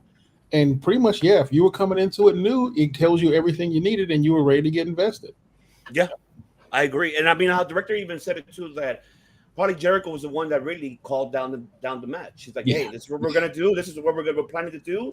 I want you to do this character. It can't be Sammy's, thoughtful mind. If it is, cool, guys, I'm happy for him too. But I feel that Jericho was the one really calling the shots. And I don't see anyone calling a match on Jericho at this point. I see ideas, right? But I don't see he'll share, but it's basically it's gonna call that one. Also, shout out to Aubrey Edwards, always being there for Jericho's matches. Like for some reason, I just realized that they family, and she is always gonna call that man's matches. and I am here for it, because this is right down the middle, mommy-o. I really want that to be a type of storyline, like on the Earl Hebner level, because at this point, those two are at the hip, like a little Nate action. I would say a little Nate, or what was what was the other? Richard Patrick, the other guy. NWO specific referee. Yeah. Like but honestly, like everyone was like, I mean, Aubrey knows all of them, so it was just like, but Jericho, the way she calls Jericho matches always works well. So, and she knows them. So, like I said, that match was just fun. It was fun to watch, and it was really nice to see Sammy slow down. It was really nice to see Sammy slow down.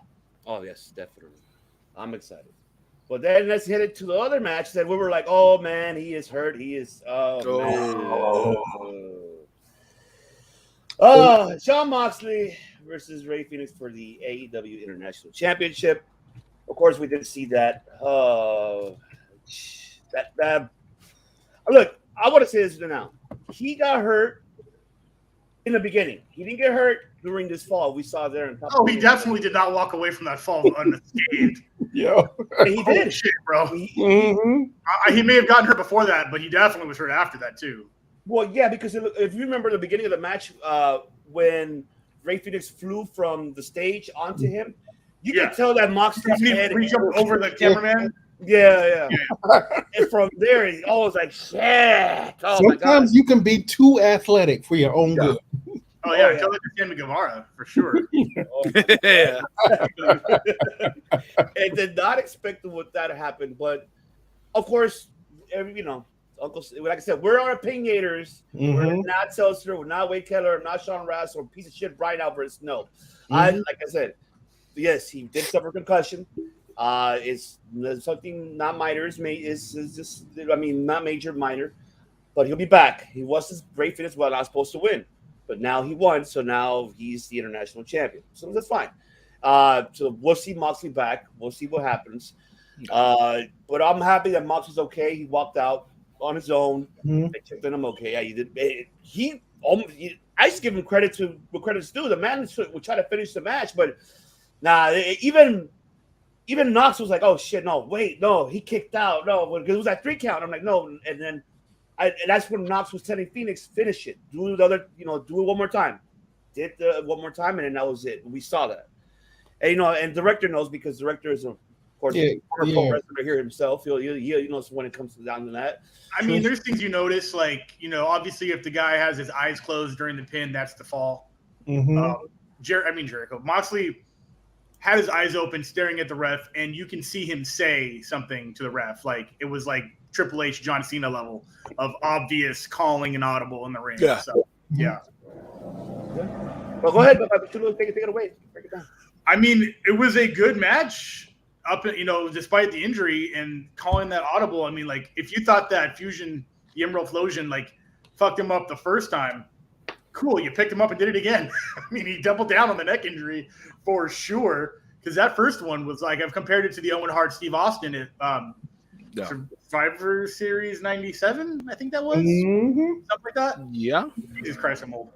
My memory's not going, so I'm going to give myself credit for that one.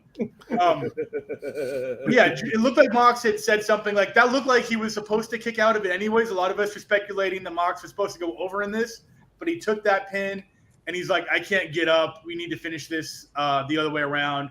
I'm definitely going to be out because of this injury. Very similar to Drew McIntyre and Andrade Almas in NXT, where McIntyre fucked his shoulder up and he says, this shoulder, I know I'm going to be out for 8 months. Let me just let you take the win on this. Very professional to be able to make that decision. And no one's going to be mad at you for that, especially someone who I think, I hear the good things that are happening backstage with AEW. I don't think any one of these guys got a scolding in the gorilla position as soon as they went back there. I hope Mox is okay. I don't know the details besides a concussion. I hope it's not a fractured neck or hernia. I don't. So much bad. What I read is just only the concussion, nothing else, no fracture, hernia. And that's even bad. That's still bad. That's still, second worst to like a neck injury for sure. Because CTE is very real. Concussions suck. I've had at least enough to know I can't count how many I've had. So, yeah.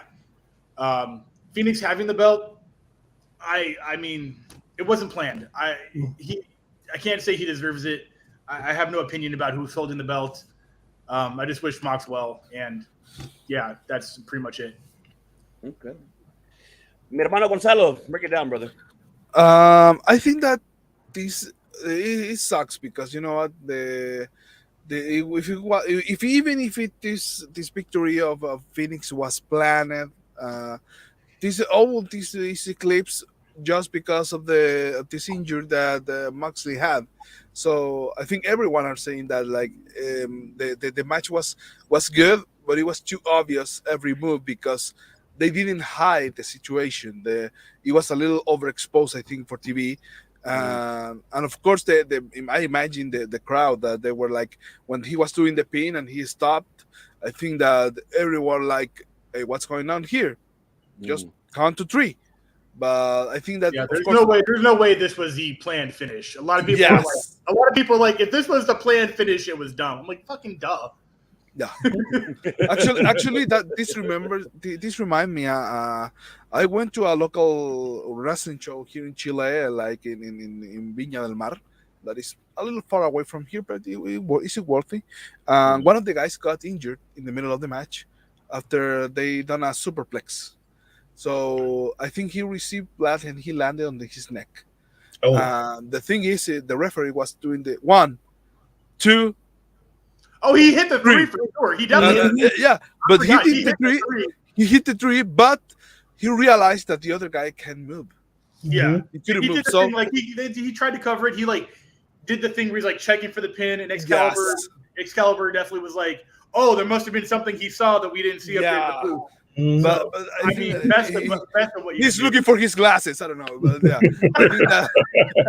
I think that, try to get a better explanation, Excalibur. But yeah, I think that this is a situation that referees must be capable to face when one of the situations goes wrong, and I think that maybe that was just a miscommunication during this match, because like you said that was a good match, but so this went like it wasn't playing originally apparently, and of course that the worst image maybe was for the crowd live there in the show, that they cannot see too much about this communication that they had in the ring, but of course us that we watching on TV, we realized that it was too obvious. So so well, like all you said, I'm glad that Max is okay.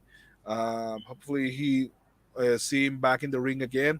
Let's see what's going to happen because now Phoenix has the title. He's going to drop soon. He's going to have it for a while. I don't know, but planning or not, well, we have a new champion. So let's see what's going on. Let's see what's going on, and I'm gonna give the benefit of what can they do with Phoenix, but I don't think that he's gonna be a long reign because of course they're now thinking about how's gonna mix this. And well, let's see how Mark's injury is going out. But yeah, that's it. I think that the worst thing of this match specifically was eclipse all this stuff because of this injury that is caused. And no one. I think everyone is gonna remind this match just because of this, not because it was a good match, because of this injury. Yeah, exactly. We're not talking about the match. I don't remember any of the spots. Yeah, It was just really rushed. Everything was just so rushed. But I mean, because of the injury of what happened and everything else, I think it's just it went up. Obviously, the plans didn't go as planned, so that's what they had to do as much as possible to end it quickly. And I'm hoping that Tony Khan told Knox to tell Phoenix, hey, call it off, and I'm pretty sure he did. So that's a good thing. At least we know Moxley's fine. It's nothing major serious. That's the one thing that we're happy at. So we have to wait to see what happens when he comes back. Hopefully, I think the man deserves a break, though, man. He hasn't taken a break since the whole situation with Punk. Oh yeah. When have you seen him taking a vacation, like him off? Never. Like that's why this guy.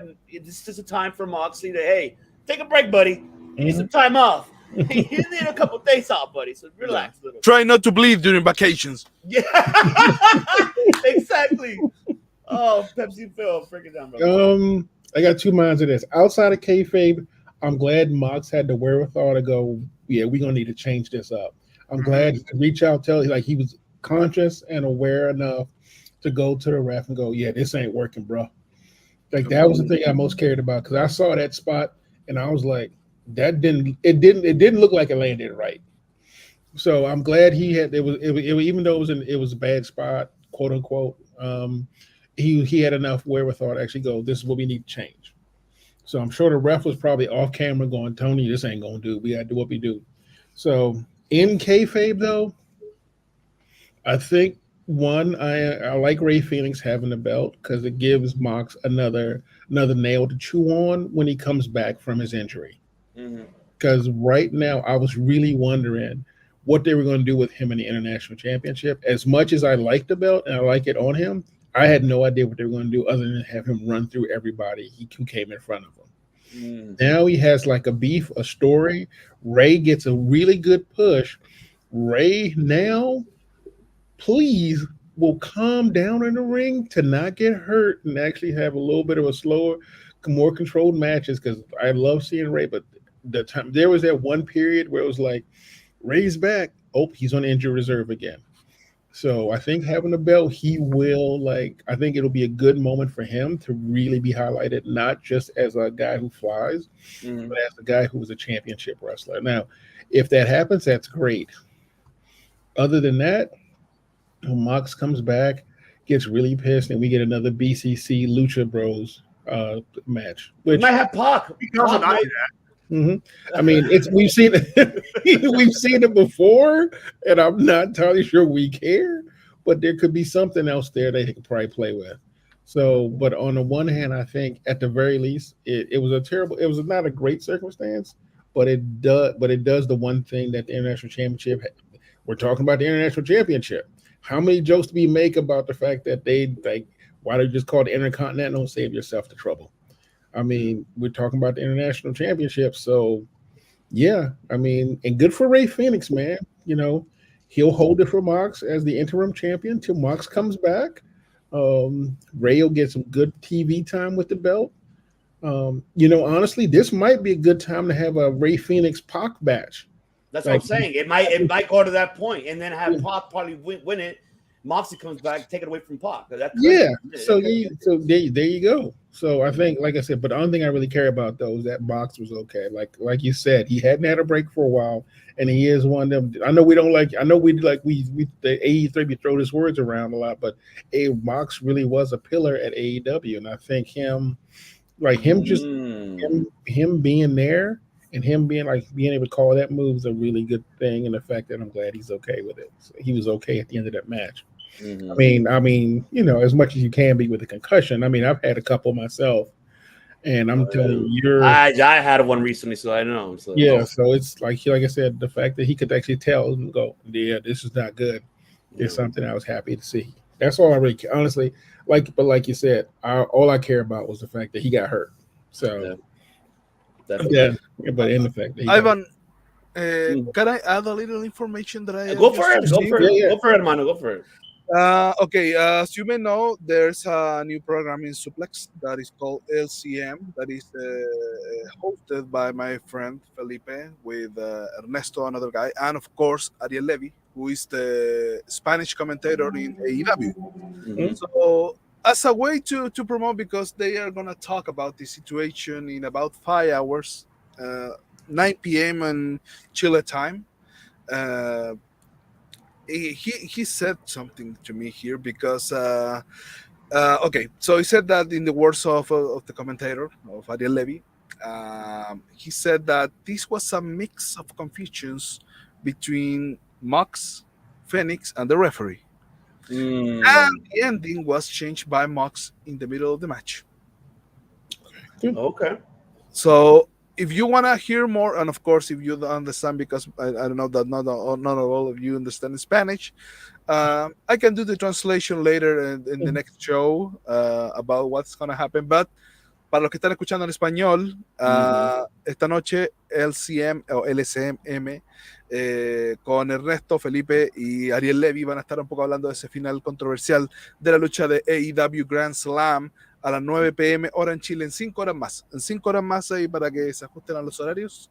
No sé cómo que la sería por allá, Iván, eso. Sí, sería aquí a las 4 horas, las 9, o aquí a las 5 de la tarde, Pacífico. Okay, aproximadamente. Y sería como a las 8 p.m. en hora del este. Sí. Así que, por si quieren saber un poco más, if you want to know a little bit more, later today with LCM, a new show by Suplex, we're going to get this And yes, and the last thing that I'm gonna say before ending this situation is that Mox yelled to the referee to count 3 when he counted 2. Okay. That was the situation. Mm. So you want to learn more? You want to learn more? Later on Suplex. That's that right there makes me respect Mox a lot more, and really glad that he was actually in a good headspace at that point. Fuck a title. Like it's fake. It's fake title. It's real health. Yeah, Yeah. exactly. So that right there. Yeah, definitely. So yeah, so this is my Yes. And shout out to the same art girl who's been doing the Don Callis one. She did that one. Mhm. It's right there. That's why I had to get it. What I say? I said Marilyn Monroe. I said it. My birthday is January 1st, and I know your birthday. Any one of these, I got you. Can come right down. Mhm. I'm not gonna lie. This is my comfort match. I am not gonna. The Saraya defending the AEW Women's Championship versus Toni Storm. Marilyn Monroe. That's what I think she is now. Tony Monroe, pretty much, because she's acting like yeah. Mhm. But man, I enjoyed this. It was great to see Saraya. But the scary moments it was for me because it's like Saraya taking those bumps, especially that DDT outside, and then just then Tony's finished her in the ring. I thought she was gonna take that hit bump into the no turnbuckle. Oh, God. I don't know why I didn't think Saraya do that. Go I was ahead. like, oh, this is over. The first word about Chulo, take it away. I love this Toni Storm character. It's the jilted psycho Monroe, very civil, very. I love it. This is some of the best acting since like Nikki Cross in NXT doing the "I'll find you" or I know.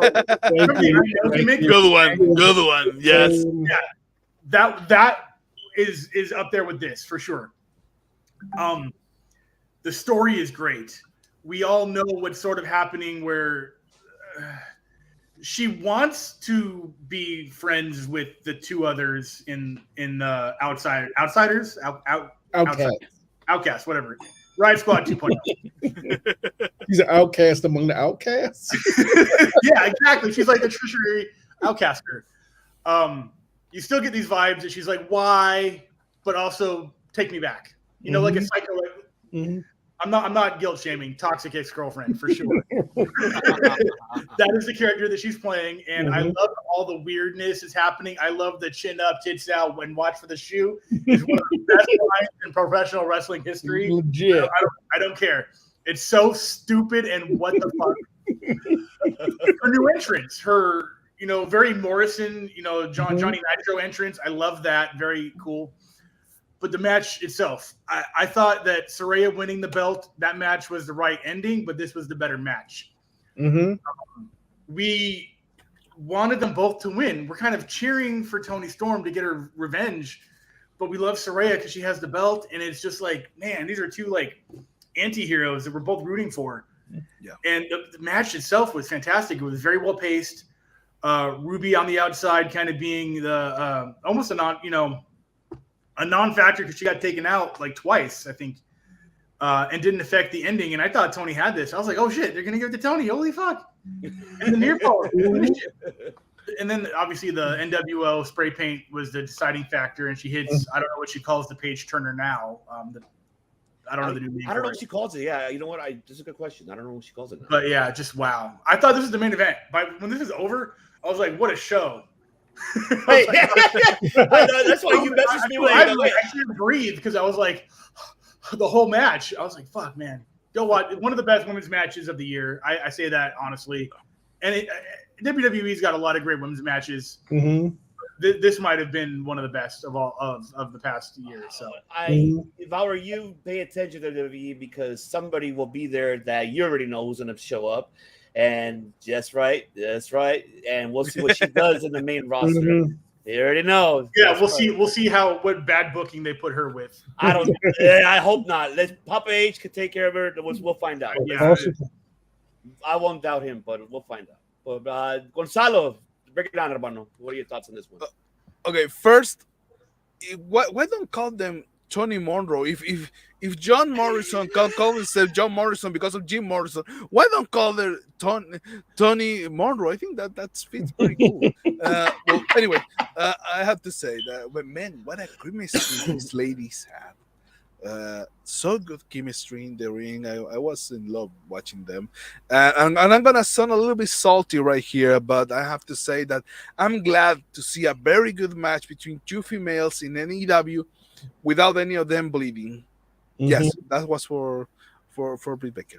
But yeah, I think that's the thing. I mean, this was a clean, good match between two women. This is something that we don't see very often lately in AEW because of the women's time, but this was a pretty good match. The exchange that they had, and of course the building of this story that they have been doing since All In. I think that the building and of course the development of this character for Tony in this little amount of time, this has been incredible. So I think this match, it was pretty good. I really enjoyed it, and the same as you, I thought that it was great show. Oh wait, this is not the main event. No, yeah. But yeah, I was like, oh. And then, now let's go with the main event. Oh yeah, right. But yeah, this was a really good way to close a show if they had it. So yeah, very good. I really enjoyed it, and of course, this makes me wanted to see maybe one more time this show. I wouldn't mind, definitely. Okay. Yeah, I think this rivalry has to continue, and seeing this match one more time should happen. Hopefully, at Wrestle Dream, we'll see if it does happen, and I'm hoping to booking for it. I think they need to bring her back in and then use her. Like, okay, she wants to be back in. Let's bring her back in, but let her do all the psycho dirty work. Yeah, I think very true. I think that's Oh, nice. I like that. That's a good idea. Actually, that's not a bad idea at all. Actually, that makes fucking sense to do that. Oh my god, damn it! Hire this man, Tony Khan. Oh man, yes, Tony Khan. You got to make some phone calls over here. You need to. I'm serious. I'm not going to sit back and take this fucking shit.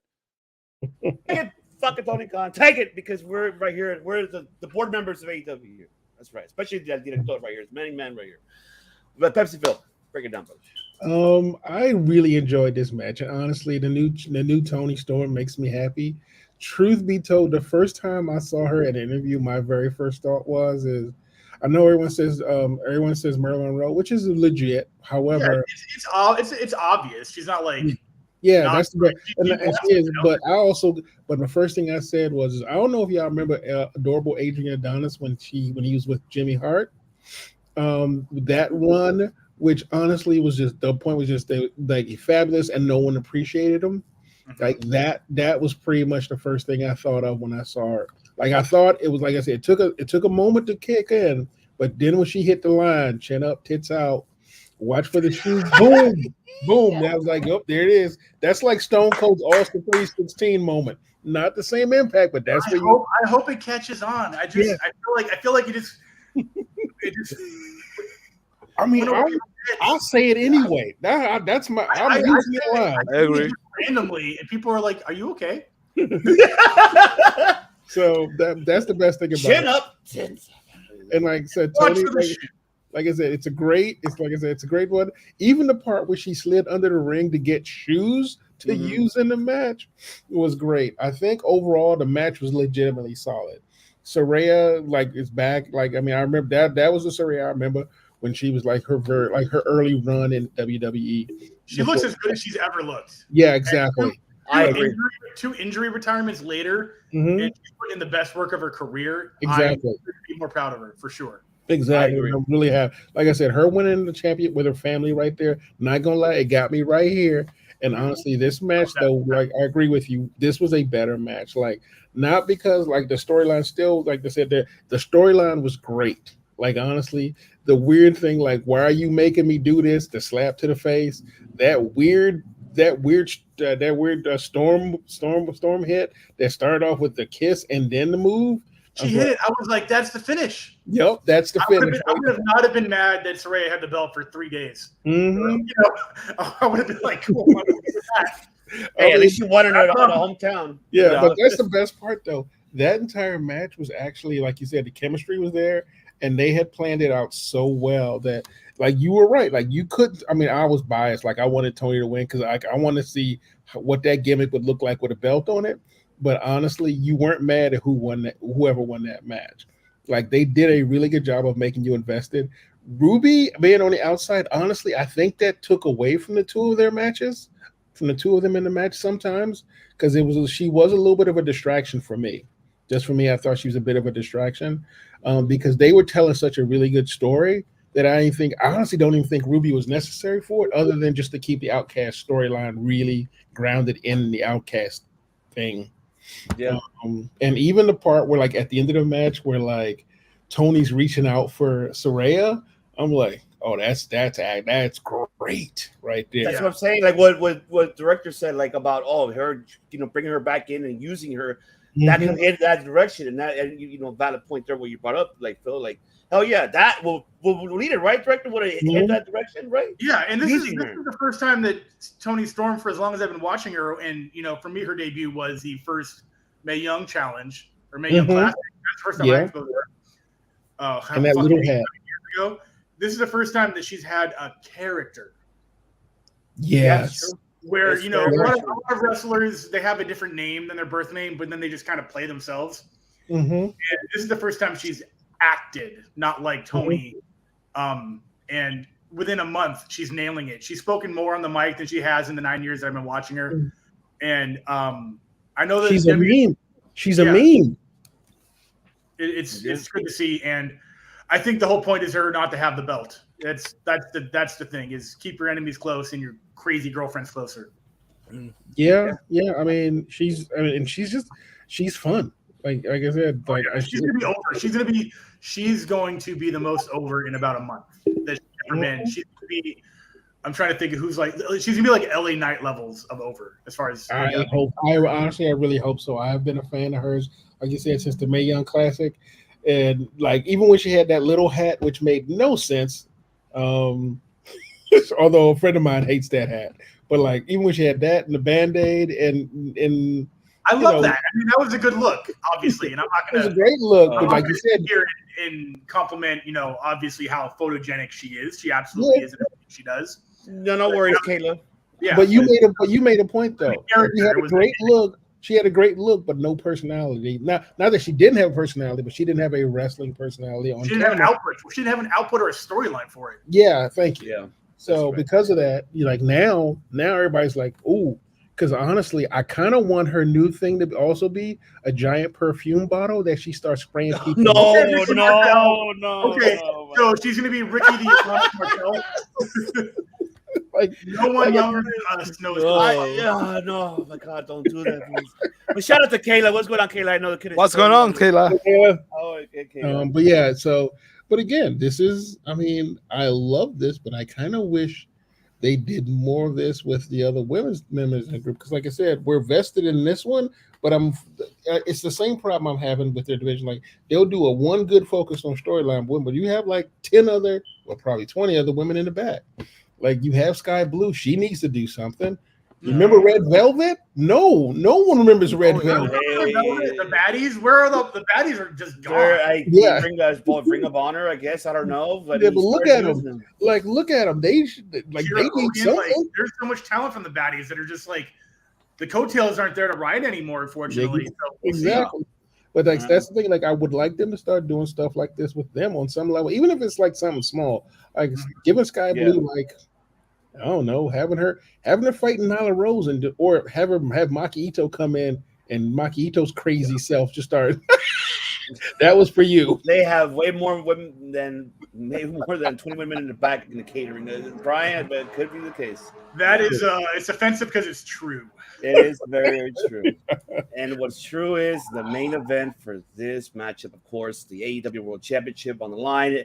MJF versus Samoa Joe. Of course, I put Adam there for a reason. I'm close. Adam! I got it. I got it. I to discuss here today. Adam! And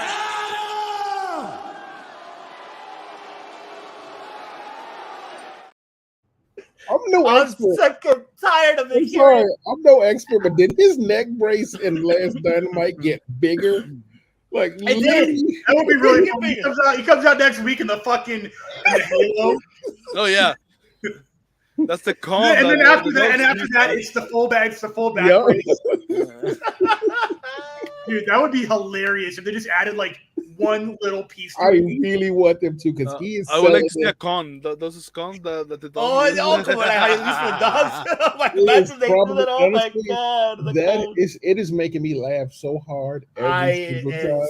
tired of hearing. That's all I hear, and I even said it last week. You heard me last week, Phil. I'm like, Adam. It's like, look, I will never do this to the director. Imagine if I do that to the director. Director. Like, no, he will kill me if I fucking do that to him. What the hell? No, he'll fucking kill me.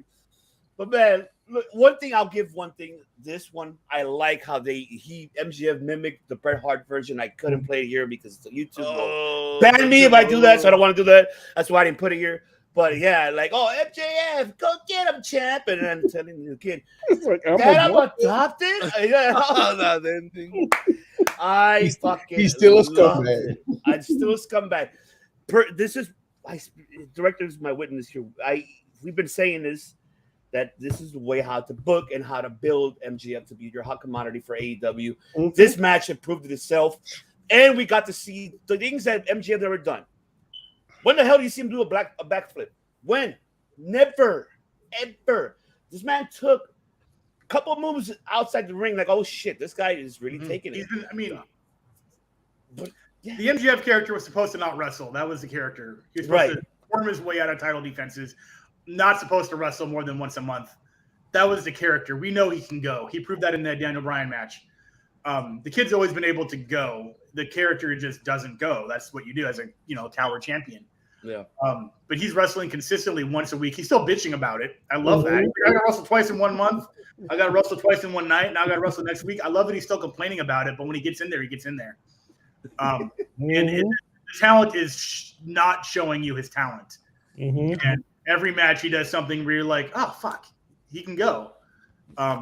So, yeah, this is another example of that, especially, the flips, the kicks, the Kangaroo kick! It is the greatest move in professional wrestling, and I would die on that hill.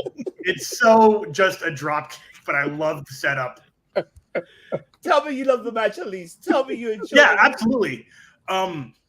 Fantastic match. It's hard for Samoa Joe to have a bad match against anyone named not Phil Brooks. So, of course, this is going to be a great match.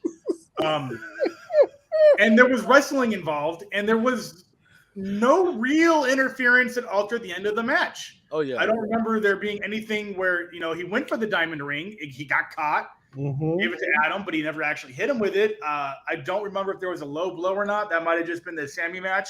MJF, the storyline, obviously, the casuals don't know this started in NXT 3 to 5 years ago. And MJF just got a clean win with the Cochina Clutch on Samoa Joe. The story's over. The story's over. He got the handshake, and I think the only reason the handshake happened was because Adam Cole Bebe was right there ringside, so Joe was outnumbered to begin with. He had no choice to either, walk or attack. But he got a clean win. Oh, and that's the end of it. I don't see Joe having any reason to come back. He shook his hand. He walked out. That's it. Yeah. It's over. It's now over. we got to go back to whatever's happening with, again, the other jilted ex-girlfriend, Roddy Strong, and Adam Cole. I still don't know where that's going to go. I'm still waiting for the devil to reveal himself, which I really hope that we all agree on. Adam Cole. The more we are convinced that MJF is a good guy and a nice guy and this character that we love, the more he's setting us up to just do the worst thing he's ever done in his life. I can't wait to see what it is. That balloon is just, every Dynamite is just expanding. And I don't know, is he going to remember when he told that story about he put that chick, his drunk date, in the car? And he switched the seats with her and let her take the rap? I think he's going to put Roddy in a car, drive him off a bridge, and say Roddy was hopped up on painkillers and that's going to be the story. That would be amazing. He's going to do the thing with the test and the Triple H thing with the girl in the car that he date raped. Oh, that's Which no one wants. Which honestly, we all try to forget that. I know, but I think that's something like that's going to have to happen. He's going to I'll give you a funny. Let me do a side thing off of that one. Here's a funny story. So they were asking Stephanie, like, I think this was like probably year 3 of their marriage, maybe 4, after they'd really gotten settled. And she goes, "So Stephanie, won't you tell us about your wedding?" Her exact words, "I don't really remember it." I love that. Kayfabe knows no bounds. Yeah, Joe at MJF, way to take the crowd out of the match, and then to come back. Yeah, absolutely. Yeah. I mean, obviously, you need to show Joe. You need to show how strong Joe is. Yeah. Joe doesn't lose matches in the beginning of the match, if that makes any sense. Yeah. Joe only loses matches at the end. I know that sounds duh. That's where the finish is. That's why it's called the finish. But no, Joe dominates like 9 out of 10 minutes, and then loses the last minute. You know, we saw that with the Phil match in England. He was dominating that match, and then he took a second row pedigree, which was pretty much the only bump I think he actually took in that match, and that was it. Again, that's what happened. Joe's dominant, and then he's not. Definitely, man. But I really enjoyed it. But Hermano Gonzalo, how do you enjoy the main event, brother? First and foremost, I haven't seen Twisted Metal yet. So if someone has saw that Twisted Metal series, okay, it's approved. Okay, I'm a hardcore Twisted Metal fan. Like, I can go days and talking about just the games and the lore, the backstories, and every character. I'm that guy. And I went into this skeptical, and I walked out of it blown the fuck away. All right. I watched it all 8 episodes in one sitting. Me too. I as a big Twisted Metal fan, I had on PlayStation the original Twisted Metal 4. Absolutely, dude. Dude. One all the way black. I wanna see Sweet Tooth. So yeah. No spoilers. Just talk to me when you finish it. Come back to me. Tell me at the end. All right. Don't talk to me during. Don't talk to me during. All right. Now I know why you are the director. All right, I understand. He's the director for a reason. Yeah. Okay. Well, as far as the match goes, it was so good. And yes, you have to show a dominant Samoa Joe. That was something that we all expected. So I think we were more thinking about how it's gonna MJF is gonna go after this and how it's gonna win, because of course MJF needs more this win, and he showed up, and I like it that pretty is at the end when Cole arrived, and of course we all now are thinking that Cole is injured again, hopefully not, but the thing is when Cole arrived and then MJF used, I think it was a chain or so. What he used to put again Samoa Joe. Like he put something and then he threw it to the ring. He grabbed the ref and Cole jumped into the ring to hide this. It was a little chain. What was it? I forgot what it was. I don't remember what it was. I don't remember like either. Yeah, but it was pretty funny. And it was so good. The match was pretty entertaining, and of course the crowd going after MJF. It was so good. It was a classic match of the dominant guy versus the underdog, let's say it. But yeah, and MJF showing us why he's the champion. And it was a great match. And now I'm looking for what's next for him and Adam to see what. Oh my God, Adam! You know something? The only good thing about this whole storyline with Adam and Roddy is finally we are seeing some personality in Roddy Strong. I always find him so like como muy plano. Very plain. Yeah, very plain in his. So it's the first time that I seen some personality from him, besides the Undisputed Era when we saw a little bit more of him. But now this dramatic Roddy, he's pretty funny. It's pretty funny. So let's see what's going on. Now we know that they have the Ring of Honor Tag Team Champions as new challengers. As the Righteous won the match last night on Rampage. So Let's see what's going on. But it was a pretty good match, a pretty good ending. I would have preferred to have the women's match at the end than this one. Yeah. But the handshake made it a little bit more significant. So, well, yeah, it was good. It was good, definitely. Absolutely. Pepsi Phil. This was a genuinely enjoyable moment. Like I said, if you're a casual fan, you're just like, why is that man giving that child this scarf? Which made it more interesting. If you're old school, you know the history behind that move, and the fact they referenced it was delightful. And honestly, like you said, Joe doesn't give a bad match. Like Joe works with the people he does, and MJF is great enough that he knows how to work with Samoa Joe. They had great chemistry in the ring, and truth be told, the promos leading up to it, there's a point where it becomes like the old man who yells at clouds versus the kid who just came out of a pickup. Like that's what, like, because at one point when Joe's like having that conversation, I'm like, man, that's some old man vibes. Joe, calm down.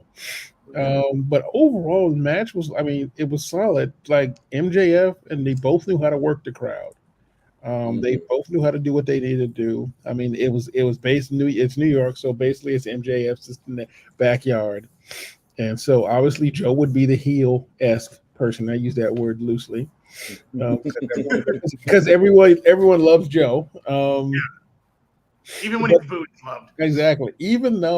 But watching that match, it was really nice seeing MJF wrestle. Not like his usual style, but he basically did a style of wrestling that honestly made you love him. Yeah. Even getting past the greatest move, the kangaroo move. He has a style that basically it's different than when he was like, the move, the man that killed I still use this as the man who killed William Regal. But honestly, he's like, if you look at how he wrestled before, like during the Regal time when he was like, the Regal storyline and this one, they're like two different styles of wrestling. Like he's changing it up to basically say that he's a dynamic wrestler with some moves. Like even like you said, the backflips and stuff like that. Even like quote unquote, we'll call this your scumbag era of him. He's doing his independent stuff. Like it's the stuff he did on the indies more.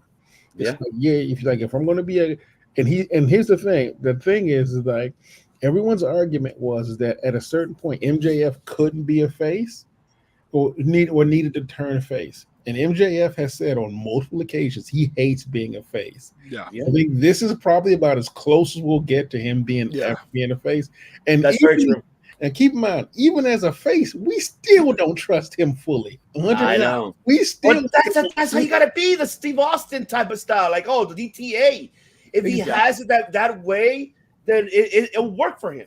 That's what That's what works. To be fair, MJF and Adam Cole is more like Rock and Sock Connection. Okay, I like that. I like that. Very, very it is. There you go. Because Austin never had, DTA anybody in that sentence.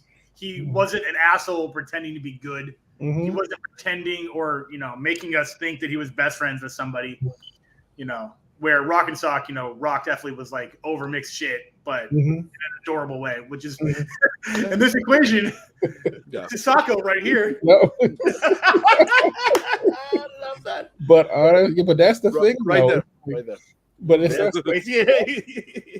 the thing, though.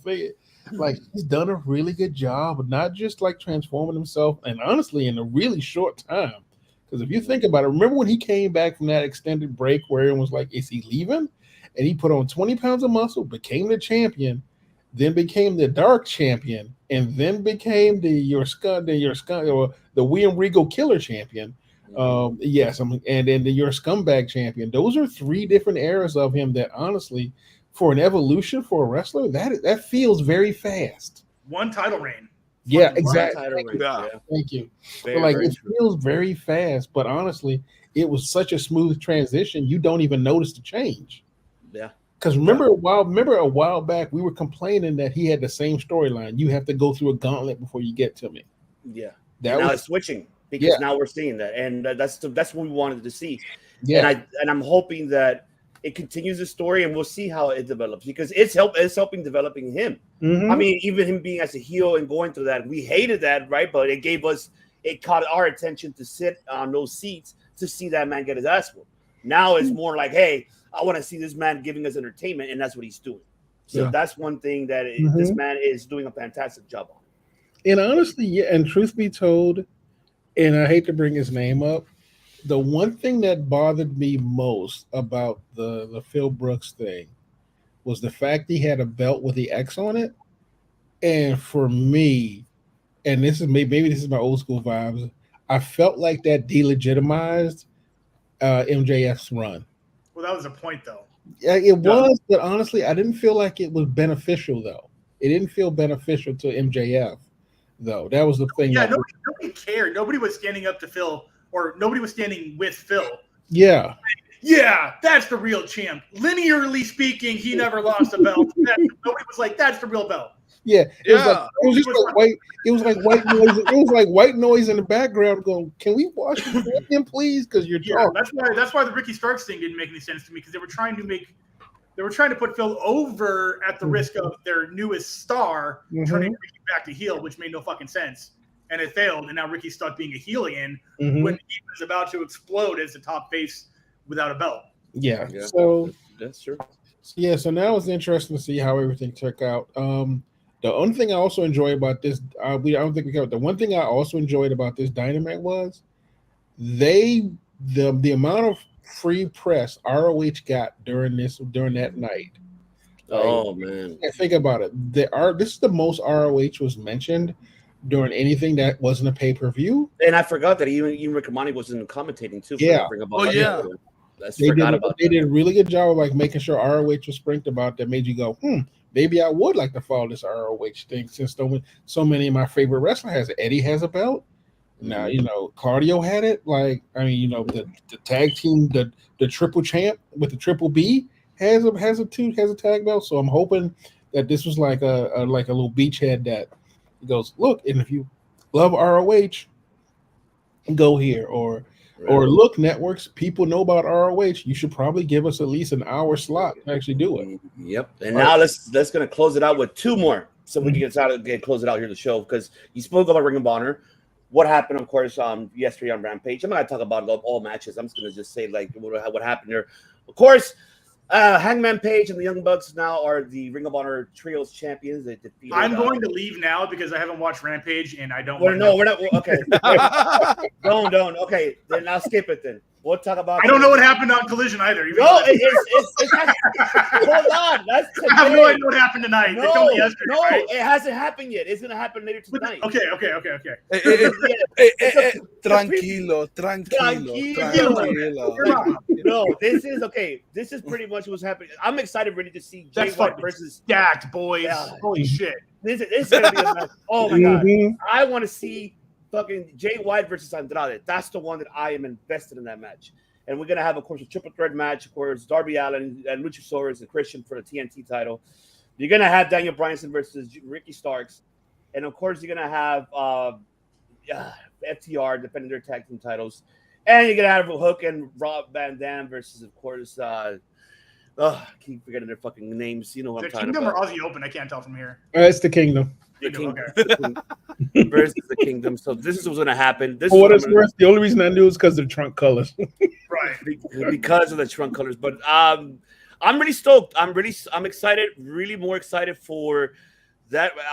The Andrade and Jay White. I want to see. He's always TNT champion.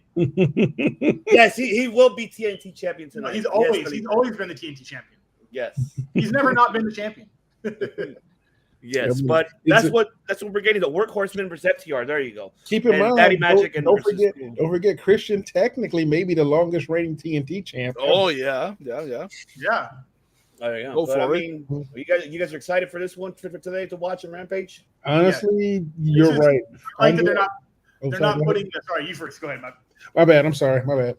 The Andrade Jay White is the one I'm most excited for. The tag matches, I'm sure it'll be good, but that one is good. Like you said, Ricky Starks is in that weird heel limbo. So, and Daniel Bryan, I don't even know what he's doing. I I don't know either. So yeah, that triple threat's good, so yeah, that's kind of what I'm looking forward to. I think it'll be fun. All right. Anybody else, director? You were going? Go ahead. I like that they're booking Collision and Rampage not like they're the mid or dark shows. Yeah. They're treating it as equal to Dynamite. These are the best in the company on the Saturday show, and I love that. I do want a place for the up and comers to thrive, but I think that those guys are getting that, and women hopefully are getting that time on the big shows. But fucking Daniel Bryan on a Saturday show, which is supposed to be like the backup show, RVD, like goddamn man, like this is as good. You could change the logo to Dynamite, and I'd be like, fuck yeah. So yeah. And about Gonzalo, what are you excited for tonight's Collision? As soon as I know that I am the least appropriate person to say it, but as soon as Andrade doesn't open his mouth, I'm excited for this match. Because like I said, of course, I am a Spanish speaker first. Yeah, my Spanish is my native language, but I think I speak a little better than Andrade. I think. Well, I want to think that. Charlotte would disagree. Charlotte would disagree, my friend. I don't think. I think she. No offense to Andrade, you do whatever you want to do. I don't think he's been working on his English. No, he hasn't. I think he learned exactly what he needed to in NXT, and he's just stayed there. Mm-hmm. Yeah, I mean, they think about it. They only gave him one job: just wrestle. Yeah. So that's it. That's why I said as soon as he doesn't open his mouth, I'm very excited for his matches, especially this one. I think this is I don't know if these men have crossed these paths. Never. I researched it, and no, they never. Another first time ever in Collision, which is very surprising.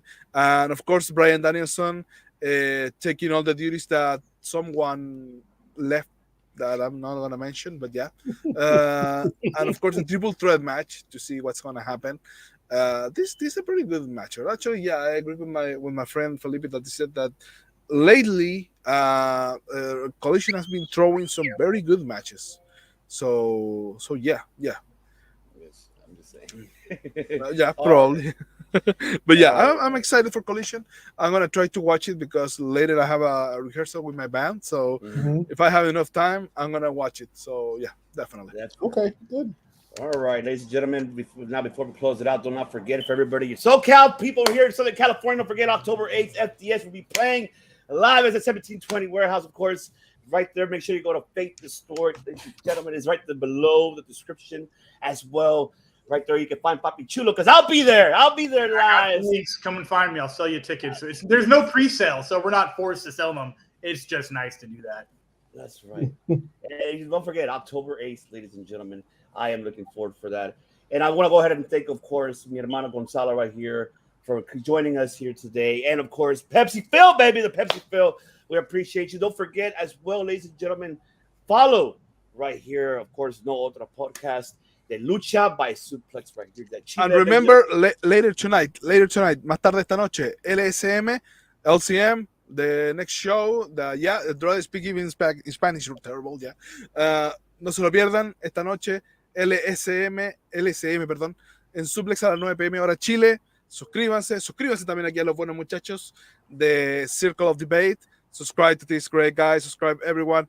It has been another great time here with all of you guys. So thank you very much for having me. Oh, man, we appreciate you for coming on, brother. As well. Yeah, yes. It was good seeing you guys. Thank you. That's right, ladies and gentlemen. So don't forget, we'll be back here next week, of course. The preview, because we got to do, of course, the predictions for Wrestle Dreams coming up already next Sunday. There's a lot more coming up. There's a lot of shit happening in pro wrestling, guys. It's hard for me to even keep up with it, but I'm doing the best we can do for you. For all you guys who are here subscribing to us and keep on following us, don't forget to follow Fake Destroyed as well. Wrestling DeLorean Podcast, Top Rope Wrestling Talk right here as well. Of course, mi hermano right here is Suplex right here, baby. Suplex right here, ladies and gentlemen. And Pepsi Phil as well right below. Ladies and gentlemen, we appreciate you guys for tuning in today. And as we say, au revoir, goodbye, good night.